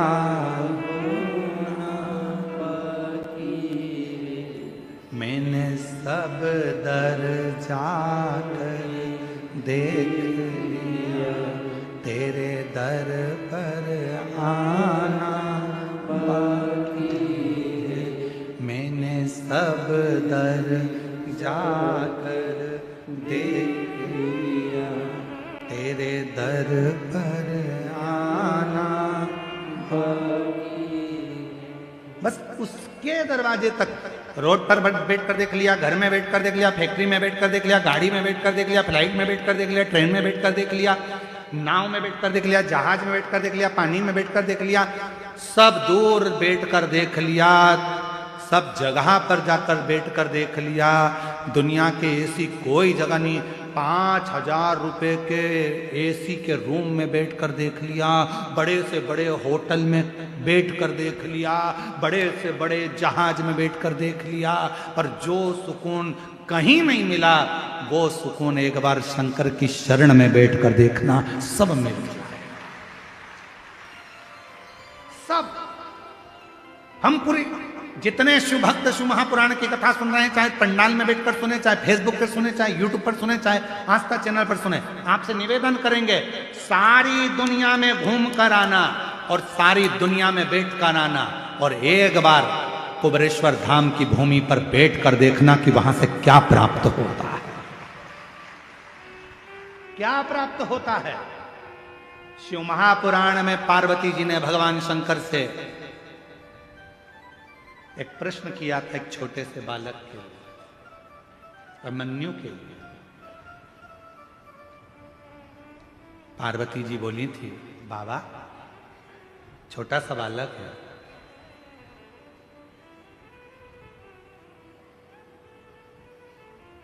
ये छोटा सा बालक है बाबा,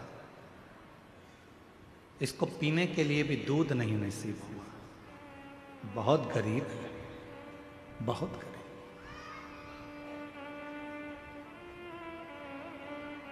उत्तराखंड में एक दुधेश्वर महादेव है, दुधेश्वर।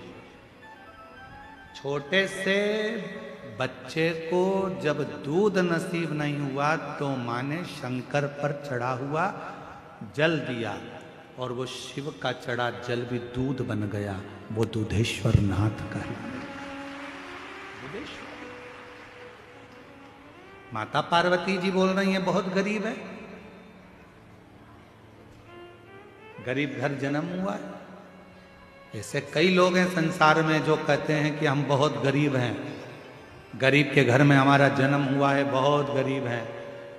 ध्यान रखना, शिव महापुराण की कथा सुन रहे हो, गरीब के घर में भले जन्म हो गया, पर यदि तुमने अपनी जिंदगी में बहुत मेहनत करी, रात दिन एक कर दिया, खूब परिश्रम करा, और एक बार यदि तुम कुबेरेश्वर बाबा की धरा पर जाकर जल चढ़ाया है, तो दुनिया में याद रखना तुम गरीब नहीं रह सकते, सेठ बनकर जिंदगी जियो, सेठ बनकर। उसका नाम है कुबेरेश्वर महादेव, उसको लोग कुबेर भंडारी कहते हैं। उसको 12 ज्योतिर्लिंग के मध्य में विराजमान है कुबेरेश्वर धाम। 12 ज्योतिर्लिंग के मध्य में वो भूभूमि जहां स्वयं कुबेरेश्वर बाबा बैठे हैं। कोई कह दे कि मैं गरीब हूं, शिव महापुराण की कथा में हम वर्णन करें, एक बार खूब मेहनत में लग जाओ। गरीब घर में भले पैदा हुए हो, पर यदि परिश्रम करोगे, मेहनत करोगे, खूब मेहनत करोगे, तो जैसे उस माँ का बेटा आबकारी अधिकारी के पद पर बैठ सकता है शिव की कृपा से, तो तुम भी बैठ सकते हो, तुम भी बैठ सकते।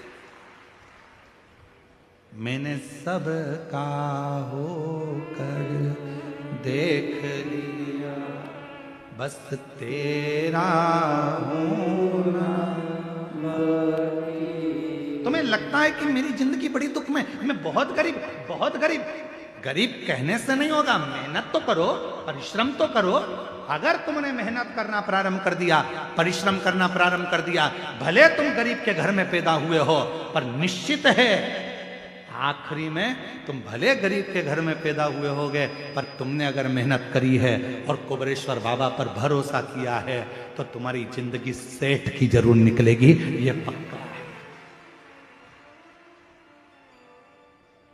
कोई जल्दी बनता है, बोलो बोलो, तुम्हें याद है ना, तो बोलो जरा जम के, कोई जल्दी बनता है, कोई लेट बनता है, शंकर को जल चढ़ाने वाला एक दिन सेठ जरूर बनता है, सेठ जरूर बनेगा। और उस समय पर तुम्हारे भीतर वो अहंकार नहीं आना चाहिए, फिर तुमको स्मरण होना चाहिए, मेरी गाड़ी मेरा बंगला,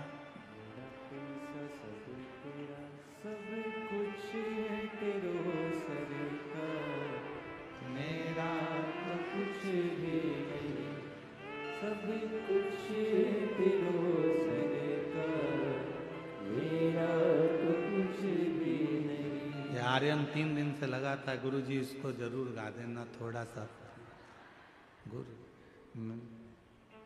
मेरी गाड़ी मेरा बंगला मेरा ऐसा सब कुछ तेरो सरकार, मेरा तो कुछ भी नहीं, सब कुछ तेरो सरकार, मेरा तो कुछ भी नहीं। ये दुनिया का जितना ठाट है सब है। मेरी पत्नी मेरे बच्चे सब तेरे ही हैं, सरकार, मेरा तो कुछ भी नहीं। मैं अपना अपना है क्या, मैं खुद भी तेरा, सरकार, मेरा तो कुछ भी नहीं। मेरी गाड़ी मेरा बंगला मेरा कैसा सब तेरा, सब कुछ है तेरो सरकार, मेरा तो कुछ भी नहीं। एक कुछ भी हम कोई कह दे तुमसे कि तुम लोग कहते थे गरीब घर में पैदा हुआ, गरीब घर में पैदा हुआ, तो गरीब गरीब कहने से क्या तुम्हारा गरीबी मिट जाएगी? गरीबी का रोना रोने से तुम्हारी गरीबी मिट जाएगी? गरीबी मिटाने के लिए खुद की मेहनत की जरूरत है, गरीबी मिटाने के लिए खुद के संघर्ष की जरूरत है। गरीबी दुनिया का कोई महाराज तुम्हारी नहीं मिटा सकता, चाहे तुम कितनी तुम्हारे को कोई चीज करना हो कर लो, पर गरीबी तुम्हारे को खुद मिटाना पड़ेगी, खुद मेहनत करना पड़ेगा, खुद परिश्रम करना पड़ेगा, रात दिन पढ़ाई करना पड़ेगी, रात दिन मेहनत करना पड़ेगा। और एक बार शंकर जी के मंदिर में जाना चालू कर दो, तुम्हारी गरीबी मिटना प्रारंभ हो। शिव कहते हैं भगवान विष्णु भगवान को लक्ष्मी किसने दी थी? तो कहा भगवान शंकर। माता लक्ष्मी की माता ख्याति देवी तो लक्ष्मी जी का विवाह शिव जी से करना चाहती थी कि भोलेनाथ जी से विवाह कर शंकर जी, और शंकर भगवान ने मना कर दिया, नहीं नहीं लक्ष्मी मेरे पास नहीं, लक्ष्मी तुम नारायण जी को दे दो। नारायण को लक्ष्मी, तो लक्ष्मी जी ने हाथ जोड़कर शंकर भगवान से कहा था, प्रभु आपने मुझे भगवान नारायण को दिया है, आप आज्ञा करो मैं क्या आपके लिए कर सकती हूँ। शंकर भगवान ने कहा, सुन लक्ष्मी, जो मेरे मंदिर में एक लोटा जल चढ़ाने के लिए आए उसका लोटा वापिस खाली ना जाए, उसमें तू बैठ कर जाना और उसका भंडार कर। इसीलिए शिव मां, पहले के लोग अपने मंदिर का ही पानी उठाकर, मंदिर का ही लोटा उठाकर मंदिर की बाल्टी में से पानी भरकर शिव जी को चढ़ाते थे। बोलो चढ़ाते थे कि नहीं चढ़ाते थे? पहले के लोग मंदिर के नल में से पानी भरते मंदिर में ही चढ़ा देते थे। पर जब से लोगों ने शिव महापुराण की कथा को सुनना प्रारंभ करा, तब से दुनिया के लोगों ने घर से लोटा ले जाना चालू करा, पानी ले जाना चालू करा, क्योंकि लोगों को समझ में आ गया कि घर से जो लोटा जाता है वो पानी चढ़ने के बाद खाली नहीं आता है, उसमें लक्ष्मी जी बैठकर हमारे घर के अंदर प्रवेश कर जाती है। इसीलिए कोई जल्दी बनता है, कोई लेट बनता है, और शंकर को जल चढ़ाने वाला एक दिन सेठ जरूर बनता है। शिव को जल चढ़ाने वाला सेठ जरूर बनेगा, गरीबी उसकी हटेगी जरूर। और हमने हमारी जिंदगी में देखा ही है, इतने 30-31 साल हो गए कथा करते करते। ये 30-31 साल में हमने अपनी जिंदगी में देखा है कि गरीब से गरीब व्यक्ति भी जब रोता हुआ कुबेरेश्वर बाबा की धरा पर जाता है, दिल से बाबा की कंकर की पूजन करता है, लोटा भर के जल चढ़ाता है, तो मेरा कुबेर भंडारी उसका हाथ पकड़कर उसको सेठ बनाना प्रारंभ कर देता है। गरीब नहीं रखता, उसको सेठ बनाता है, वो बनता। गरीबी का रोना मत रो, हम गरीब हम गरीब हम गरीब हम गरीब, काहे के गरीब? लखपति बनाकर भगवान ने पैदा करा तुमको? करोड़पति बनाकर भगवान पैदा करे? कितना अच्छा पूरा शरीर दिया है, बाजार में जरा एक आंख खरीद के तो लेके आ, कितने की मिलेगी? पहले तो इंसान की मिल जाए बहुत बड़ी बात है, बकरा बकरी की लगा देंगे। कितनी कीमत वाली आंख है, दो दो किडनी दे दी, एक एक किडनी कम से कम 20-20, 25-25 लाख की। आधा करोड़पति तो तू यही है शरीर में ही। कितना दिया परमात्मा ने, तुझे खाली नहीं भेजा, करोड़पति बनाकर भेजा। उससे पूछो जिसके पास नहीं रहता। एक पत्र है, देखो कितना सुंदर है पत्र। देखो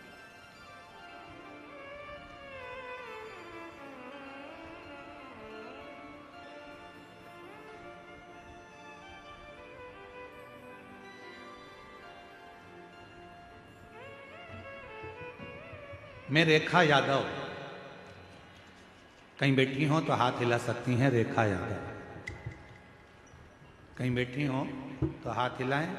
रेखा यादव। गुरुदेव, मैं रेखा यादव तीसरी बार पत्र लिख रही हूं गुरुजी।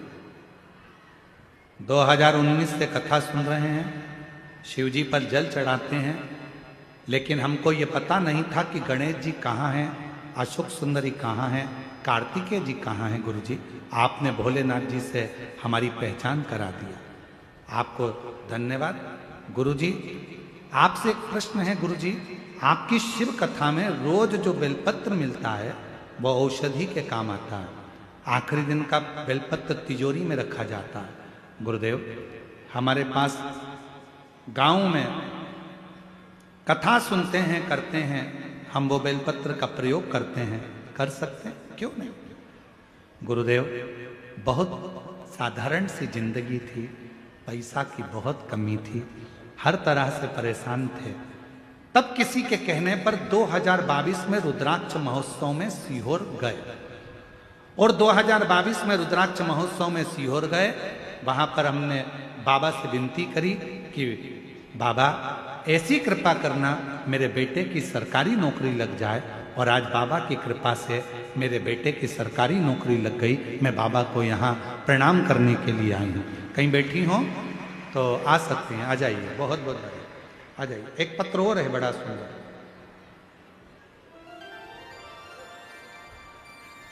मैं मेघा वर्मा, पिता कोमल सिंह वर्मा, माता चंद्रकांति वर्मा, ग्राम तरेसर, जरा पढ़ लो, तुम लोग पढ़ लो।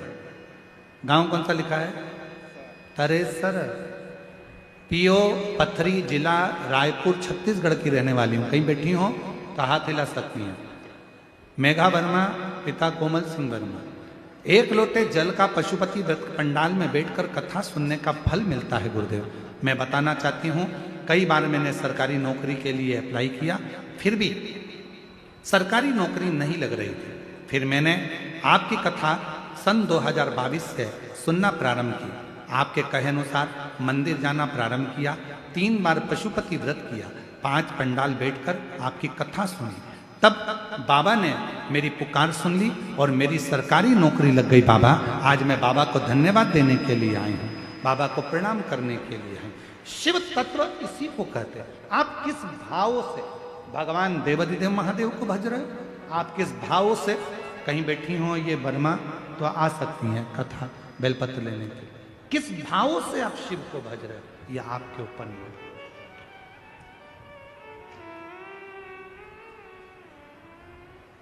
बनता कोई जल्दी बनता है, बोलो बोलो, जम के बोलो जरा, सारा पंडाल बोलो। कोई जल्दी बनता है, कोई लेट बनता है, शिव को जल चढ़ाने वाला एक दिन सेठ जरूर बनता, खाली नहीं छोड़ता।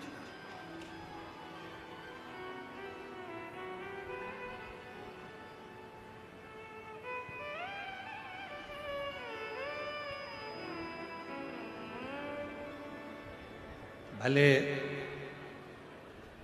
अंग्रेजी वर्ष रहा, पर कई लोग 31 पे यहाँ वहाँ होटलों में जाकर 31 मनाते हैं। हमारा निवेदन है, पहले तो हिंदी नए वर्ष को मनाएं चैत्र के महीने में। दूसरा, यदि 31 मनाना ही है तुमको, तो निवेदन है एक बार बाबा कुबेर भंडारी के दरवाजे पर पहुंच कर देखिए कि बाबा क्या प्रदान करते। एक शिव की अविरल भक्ति को प्राप्त करते। आइए, और मेरा आपकी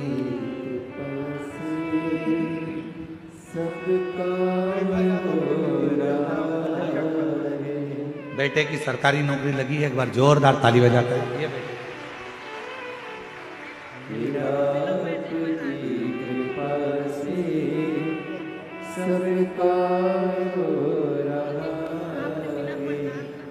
करते हो बोने वाला, मेरा नाम हो रहा है। खुश होकर जाओ, रोते रोते नहीं, आंसू पोछो फिर जाओ आराम से। और मेरा आपकी कृपा से सब काम हो रहा है, बोले आपकी कृपा से सब काम हो रहा है। वो शिव है, खाली नहीं छोड़ता, भंडार भर कर छोड़ता भंडार। इसलिए कहे महाराज, शिव की आराधना स्वयं मां पार्वती जी भगवान देवाधिदेव महादेव से कहती हैं कि ये गरीबड़ा, शंकर भगवान कहते हैं गरीब नहीं कहना। अगर इसने प्रतिदिन, भगवान शंकर कहते हैं, शिवालय में जाना चालू कर दिया, इसने प्रतिदिन 1 लोटा जल चढ़ाना प्रारंभ कर दिया, ये गरीब नहीं रह सकता, गरीब नहीं रहे। जो शिव को भज ले, जो भगवान देवाधिदेव महादेव का स्मरण कर ले, जो मंत्र के जाप में तल्लीनता से जुड़ जाए, शिव की अविरल भक्ति को धारण कर ले, वो कैसे गरीब रह सकता, कैसे? महाराज शिव शिव है, शंकर शंकर, ओघड़दानी ओघड़दानी ओघड़।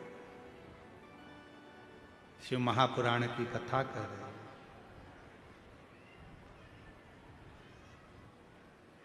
तारकासुर के 3 बेटे, तारकाक्ष, विदुम्माली और कमलाक्ष, तीनों। पिता का बैर नहीं था शिव जी से, शंकर भगवान से हमें कोई बैर नहीं। तीनों ने ब्रह्मा जी से वर मांगा कि हमें वर दीजिए, हमारे प्राण न छूटे। कहा नहीं, ऐसा नहीं हो सकता कि प्राण ना छूटे, मृत्यु लोक में अगर आए हो तो जाना तो पड़े, प्राण तो छूटे। पर एक बात है, अगर तुम संसार सागर में आए हो, प्राण छूटेंगे, उससे पहले कोई अच्छा कर्म कर लो तो ठीक। तारकासुर के 3 बेटे तारकाक्ष, विदुम्माली और कमलाक्ष की ने आखिरी में वर मांग लिया कि हम तीनों के प्राण छूटे तो एक साथ छूटे, मरे तो एक साथ मरे, आप हमें वर दे दीजिए। शिव जी, भगवान ब्रह्मा जी ने वर दे दिया, तथास्तु। अब इन तीनों ने विचार कर लिया कि अपन 3 पुरी का निर्माण करो, अलग अलग महल बनाओ, अलग अलग नगर बसाओ, अलग अलग महल में, अलग अलग नगर में जाकर निवास करो। तीनों कभी एक साथ एकत्रित मत होना, एक जगह पर इकट्ठे मत होना। इकट्ठे हुए कि मरे, एकत्रित हुए कि मरे, इसलिए तीनों एक जगह पर एकत्रित मत होना। और तीनों एक जगह पर एकत्रित नहीं। बहुत उपद्रव मचाया, सारे देवता परेशान हो गए, सारे।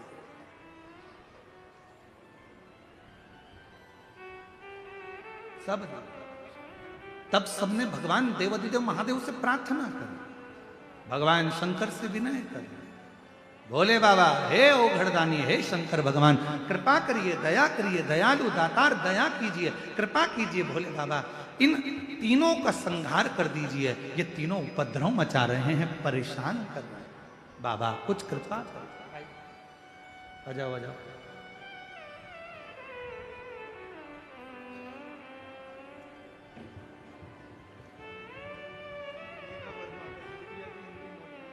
आपकी बेटी का सरकारी जॉब लगा है, एक बार जोरदार ताली बजाकर स्वागत करिए। वर्मा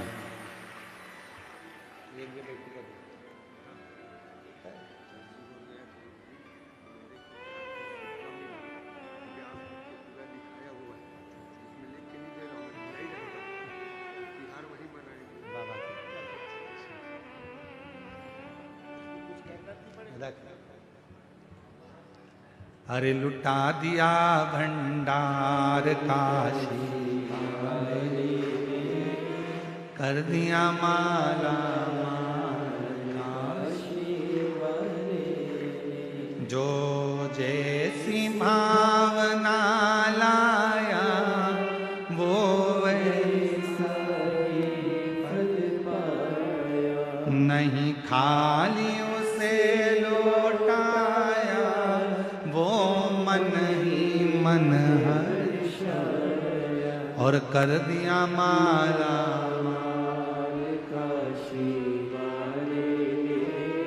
लुटा दिया। आप एक भावना लेकर, एक विश्वास लेकर शिव के करीब में जाएं। तारकासुर के 3 बेटे तारकाक्ष, विदुम्माली और कमलाक्ष, तीनों उपद्रव करते, शिव जी से प्रार्थना करी। भगवान भोलेनाथ ने कहा कि एक काम करो, सारे देवता पशु बन जाओ और मैं तुम्हारा पति बन जाता हूं, तुम दौड़ कर जाना, तीनों को महल से निकालना, एक जगह एकत्रित करना और मैं इनका संहार करता हूं।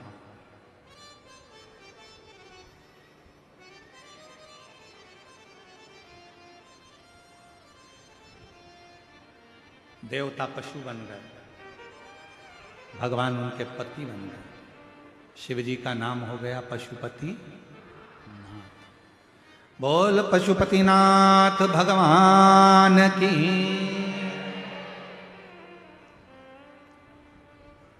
जब कोई साधता है, कोई संभालता है, तो वो भगवान का स्वरूप हो जाता है। जैसे आप जब हॉस्पिटल जाते हो डॉक्टर को दिखाने के लिए,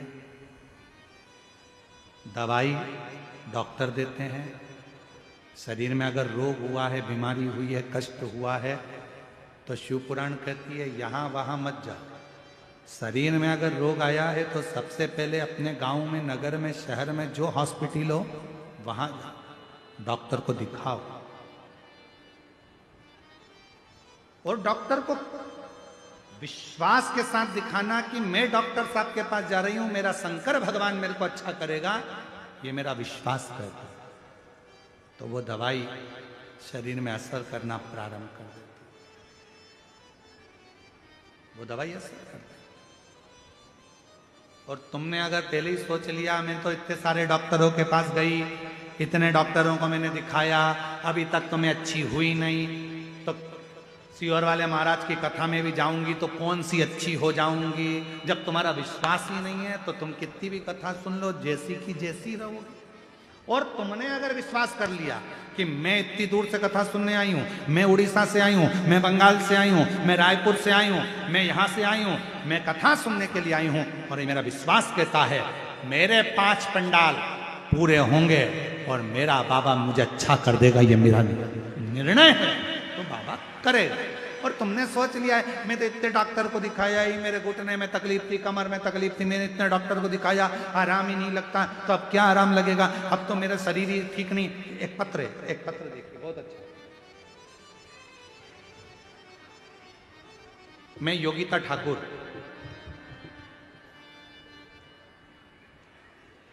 कहीं बैठी हैं योगिता जी? मैं योगिता ठाकुर, ठेल का बोर्ड कांकेर से हूं। कहीं बैठी हो तो हाथ हिला सकती हैं और एक बेलपत्र लेने आ सकती हैं। मैं योगिता ठाकुर, ठेल का बोर्ड कांकेर से हूं। कोटि कोटि प्रणाम करती हूं, बहुत बहुत धन्यवाद देती हूं। आप जो उपाय बताए सच्चे मन से किए। आज मैं अपनी बेटी को लेकर आई हूं। अगर बेटी आई हो तो उसको लेकर आ सकती हैं योगिता ठाकुर। कहीं बैठी हो, आ सकती हैं। मैं अपनी बेटी को लेकर आई हूं। मेरी बेटी की दोनों किडनियां खराब हो गई। उसके सिर में पानी भरा हुआ है, उसके शरीर में पानी भरा है। डॉक्टर ने तत्काल ऑपरेशन के लिए बोला। मेरे पास पैसा नहीं था, पैसा नहीं तो मैं ऑपरेशन नहीं करा सकी। मेरी बेटी के सिर में पानी भरा है, शरीर में पानी भरा है। डॉक्टर ऑपरेशन का कहते हैं पर इतना धन नहीं। गुरुदेव, डॉक्टर साहब से कहा आप केवल दवाई दे दो। मेरी बेटी को मैं वापस ले आई। गुरुजी, 4 साल पहले से इलाज चल रहा है पर आराम नहीं मिला। तब किसी ने आपकी कथा के बारे में बताया। 3 साल से आपकी कथा सुन रही हूं और 3 साल से शिवजी का चढ़ा हुआ पानी उसको दे रही हूं। आज मेरी बेटी के लिए मैंने सीहोर की कावड़ भी भर ली। उस कावड़ का जल लाकर बेटी को दे दिया। आज मेरी बेटी ठीक हो गई गुरुदेव, उसका स्वास्थ्य ठीक हो गया। आज बाबा की कृपा से 3 साल से डॉक्टर से चेकअप भी करवाया, पूर्ण आराम है और अब उसके सिर में पानी भी नहीं है और उसकी किडनी ने काम करना प्रारंभ कर दिया है। ये शिव है, ये शंकर, ये ओ घड़ी है। अब कोई कह दिया नहीं नहीं नहीं, हमने इतना दिखाया, हमने इतना करा, किसी डॉक्टर की दवाई नहीं लगेगी। क्यों नहीं लगेगी? डॉक्टर के पास विश्वास से जाओ। डॉक्टर शिव का एक रूप होता है, डॉक्टर शंकर का एक रूप होता है। जांच कराने जाओ तो ये विश्वास से जाओ कि डॉक्टर के पास नहीं, मैं शंकर के पास जा रही हूं। दवाई असर करेगी, औषधि लगेगी, कैसे नहीं लग सकती? शिव के करीब नहीं जाए। महाराज, शिव के सिवा कहीं दिल ना लगा, शिव के सिवा कहीं दिल ना लगा, वरना पड़ेगा तुझे आंसू बहाना, वरना पड़ेगा तुझे आंसू बहाना। शिव के सिवा कहीं दिल ना लगाना, शिव के सिवा कहीं दिल ना लगाना। जो शिव का गुणगान किया है, जो शिव का गुणगान किया है, सच्चा जीवन वो ही जिया है, सच्चा जीवन वो ही जिया है। सुमिरन के बल से तुझे, सुमिरन के बल से तुझे मुक्ति है पाना। शिव के सिवा कहीं दिल ना लगाना, शिव के सिवा कहीं दिल ना लगाना। शिव पर आश्रित तो हो। अरे गुरुजी, मैंने वहां दिखाया था, हमने वहां जांच कराई थी, आराम नहीं मिला। इतने बड़े बड़े डॉक्टरों को दिखा लिया, आराम नहीं मिला। हम कहते हैं अब डॉक्टर को भी दिखाओ, दवाई भी ले और एक काम करो, शंकर जी के मंदिर में जाकर एक लोटा जल चढ़ाकर, पानी को झेल कर, नंदी के पास बैठकर, कुंदकेश्वर का नाम लेकर एक बेलपत्री और पानी पीना चालू करो। बाबा आपको स्वस्थ करना प्रारंभ करें। कुंदकेश्वर महादेव का नाम सुख देता है, बीमारी से दूर कर देता है।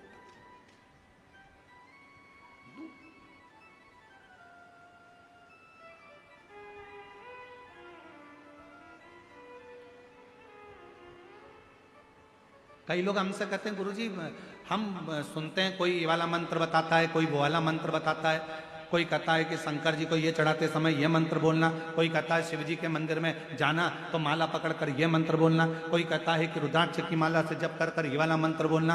आप बताओ ना कौन सा मंत्र बोलना चाहिए। हमारा निवेदन है हम मंत्र कम भजन ज्यादा बताते हैं। क्यों?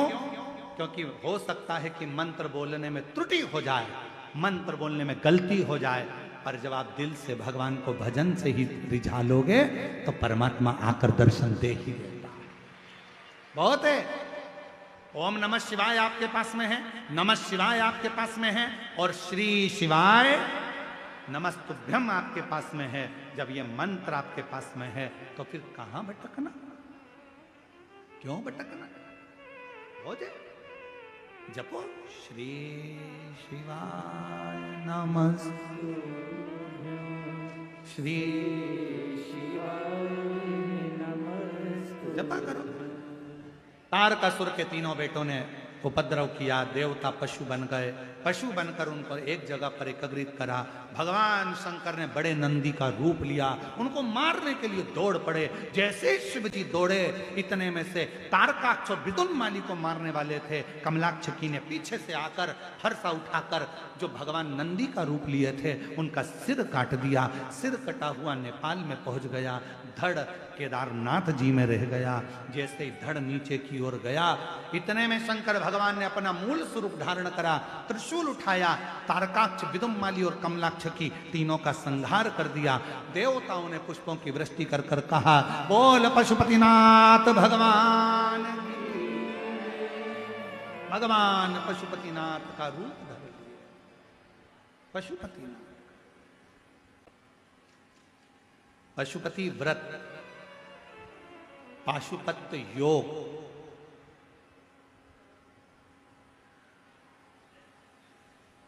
और पाशुपत्य अस्त्र, ये तीन चीजें हैं। एक है पशुपत्य अस्त्र, पाशुपत्य योग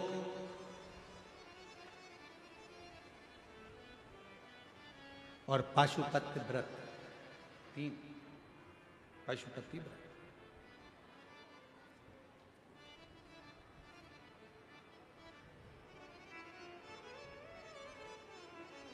तीन क्रम शिवपुराण कहती है। पाशुपत्य योग नहीं कर सकते, पाशुपत्य अस्त्र प्राप्त नहीं कर सकते, तो एक काम करो कि पाशुपत्य व्रत करो। 5 सोमवार का ये व्रत होता है। कितने दिए लगाना चाहिए? 6 दिए, 6 दीपक, पूजन का सामान। सुबह पूजन की थाली लेकर मंदिर में जाओ, पूजन करो, वही थाली लेकर आ जाओ, उसको ढक कर रख दो। शाम को वही थाली वापस लेकर जाओ। वही मीठे का भोग बना लो, कुछ प्रसाद, कुछ पात्र या कटोरी या दोना या कागज लेकर जाना। दिए 6 लेकर जाना। 6 दिए को मंदिर में शंकर जी के सामने रखना।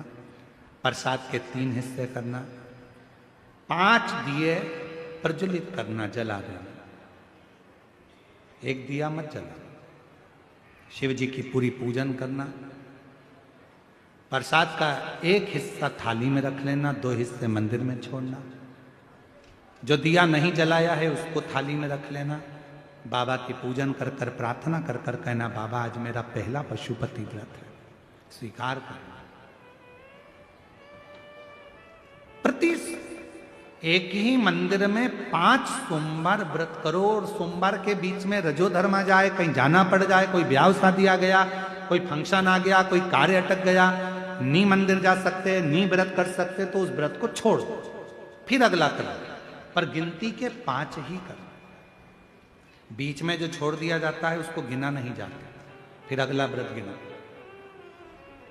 5वां व्रत जब पूरा हो, जो 6ठे नंबर का दीपक और प्रसाद लेकर आते हो, उसको घर के दरवाजे पर अंदर जाते समय अपना जो सीधा हाथ है उस साइड बैठ जाओ, घर की ओर मुख कर कर 6ठे नंबर का दिया वहां जला दो। प्रसाद लेकर मंदिर का जो लेके आई हो, बाबा से प्रार्थना करो, बाबा आज मेरा पहला व्रत है, स्वीकार करना बाबा। घर में पहुंचकर जब भोजन करने बैठो उससे पहले जो प्रसाद लेकर आई हो मंदिर से एक हिस्सा उसको खाओ। उस प्रसाद में से किसी को नहीं देना है, स्वयं को खाना। प्रसाद खाकर फिर भोजन कर लो। 5वां व्रत जिस दिन पूरा करो उस दिन एक श्रीफल, कोई भेंट, 108 चावल के दाने या फूल की पत्ती या बेलपत्री जो भी ले जा सकते हो वो बाबा को समर्पित करो। जैसी पूजन करते आए हो वैसी 5वें सोमवार को भी करो और बाबा से विनय करो कि बाबा आज मेरा पशुपति व्रत पूर्ण हुआ। बाबा उसको स्वीकार कर, स्वीकार।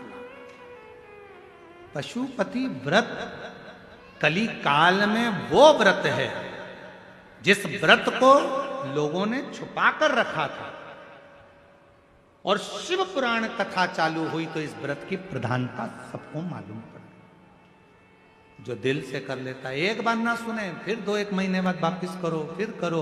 पशुपति व्रत तो हर 6-8 महीने में एक आध बार करते रहना चाहिए, जिससे अपने घर से दुख तकलीफ कष्ट दूर होता रहे, बीमारियां दूर होती रहे और घर में सुख समृद्धि। पशुपति, भगवान शिव का नाम पशुपति नाथ पड़ गया। समय आया, बाबा के सुंदर गणेश जी महाराज के मंगल विवाह का प्रसंग हुआ, रिद्धि सिद्धि के साथ भगवान के मंगल विवाह हुआ। आज की कथा जो 7 दिन से कथा चल रही है, आज शिवरात्रि की कथा कही जाती है, 6ठे दिन की। बड़े भाव से बाबा से प्रार्थना करना, बाबा तुम सबकी मनोकामना पूर्ण करे। आज कथा का 6ठा दिवस यहाँ विराम की ओर जा रहा है। कल कथा का 7वां दिवस रहेगा। कल कथा कच्चे गांव में पंडाल में सुबह 8 बजे से 11 बजे तक हो जाएगी। 11 बजे के बाद सब अपने अपने घर को चले जाएंगे और फिर कथा 7 तारीख से दंतेवाड़ा में प्रारंभ हो जाएगी। 13 तारीख तक 2 बजे से 5 बजे तक। जो कल की कथा है वो सुबह 8 बजे से 11 बजे तक पंडाल में होगी। टीवी पर 1 बजे से 4 बजे तक। दिल से कथा का रसतत्व ग्रहण करें और अपने जीवन को धन्य बनाएं। हार हार महादेव।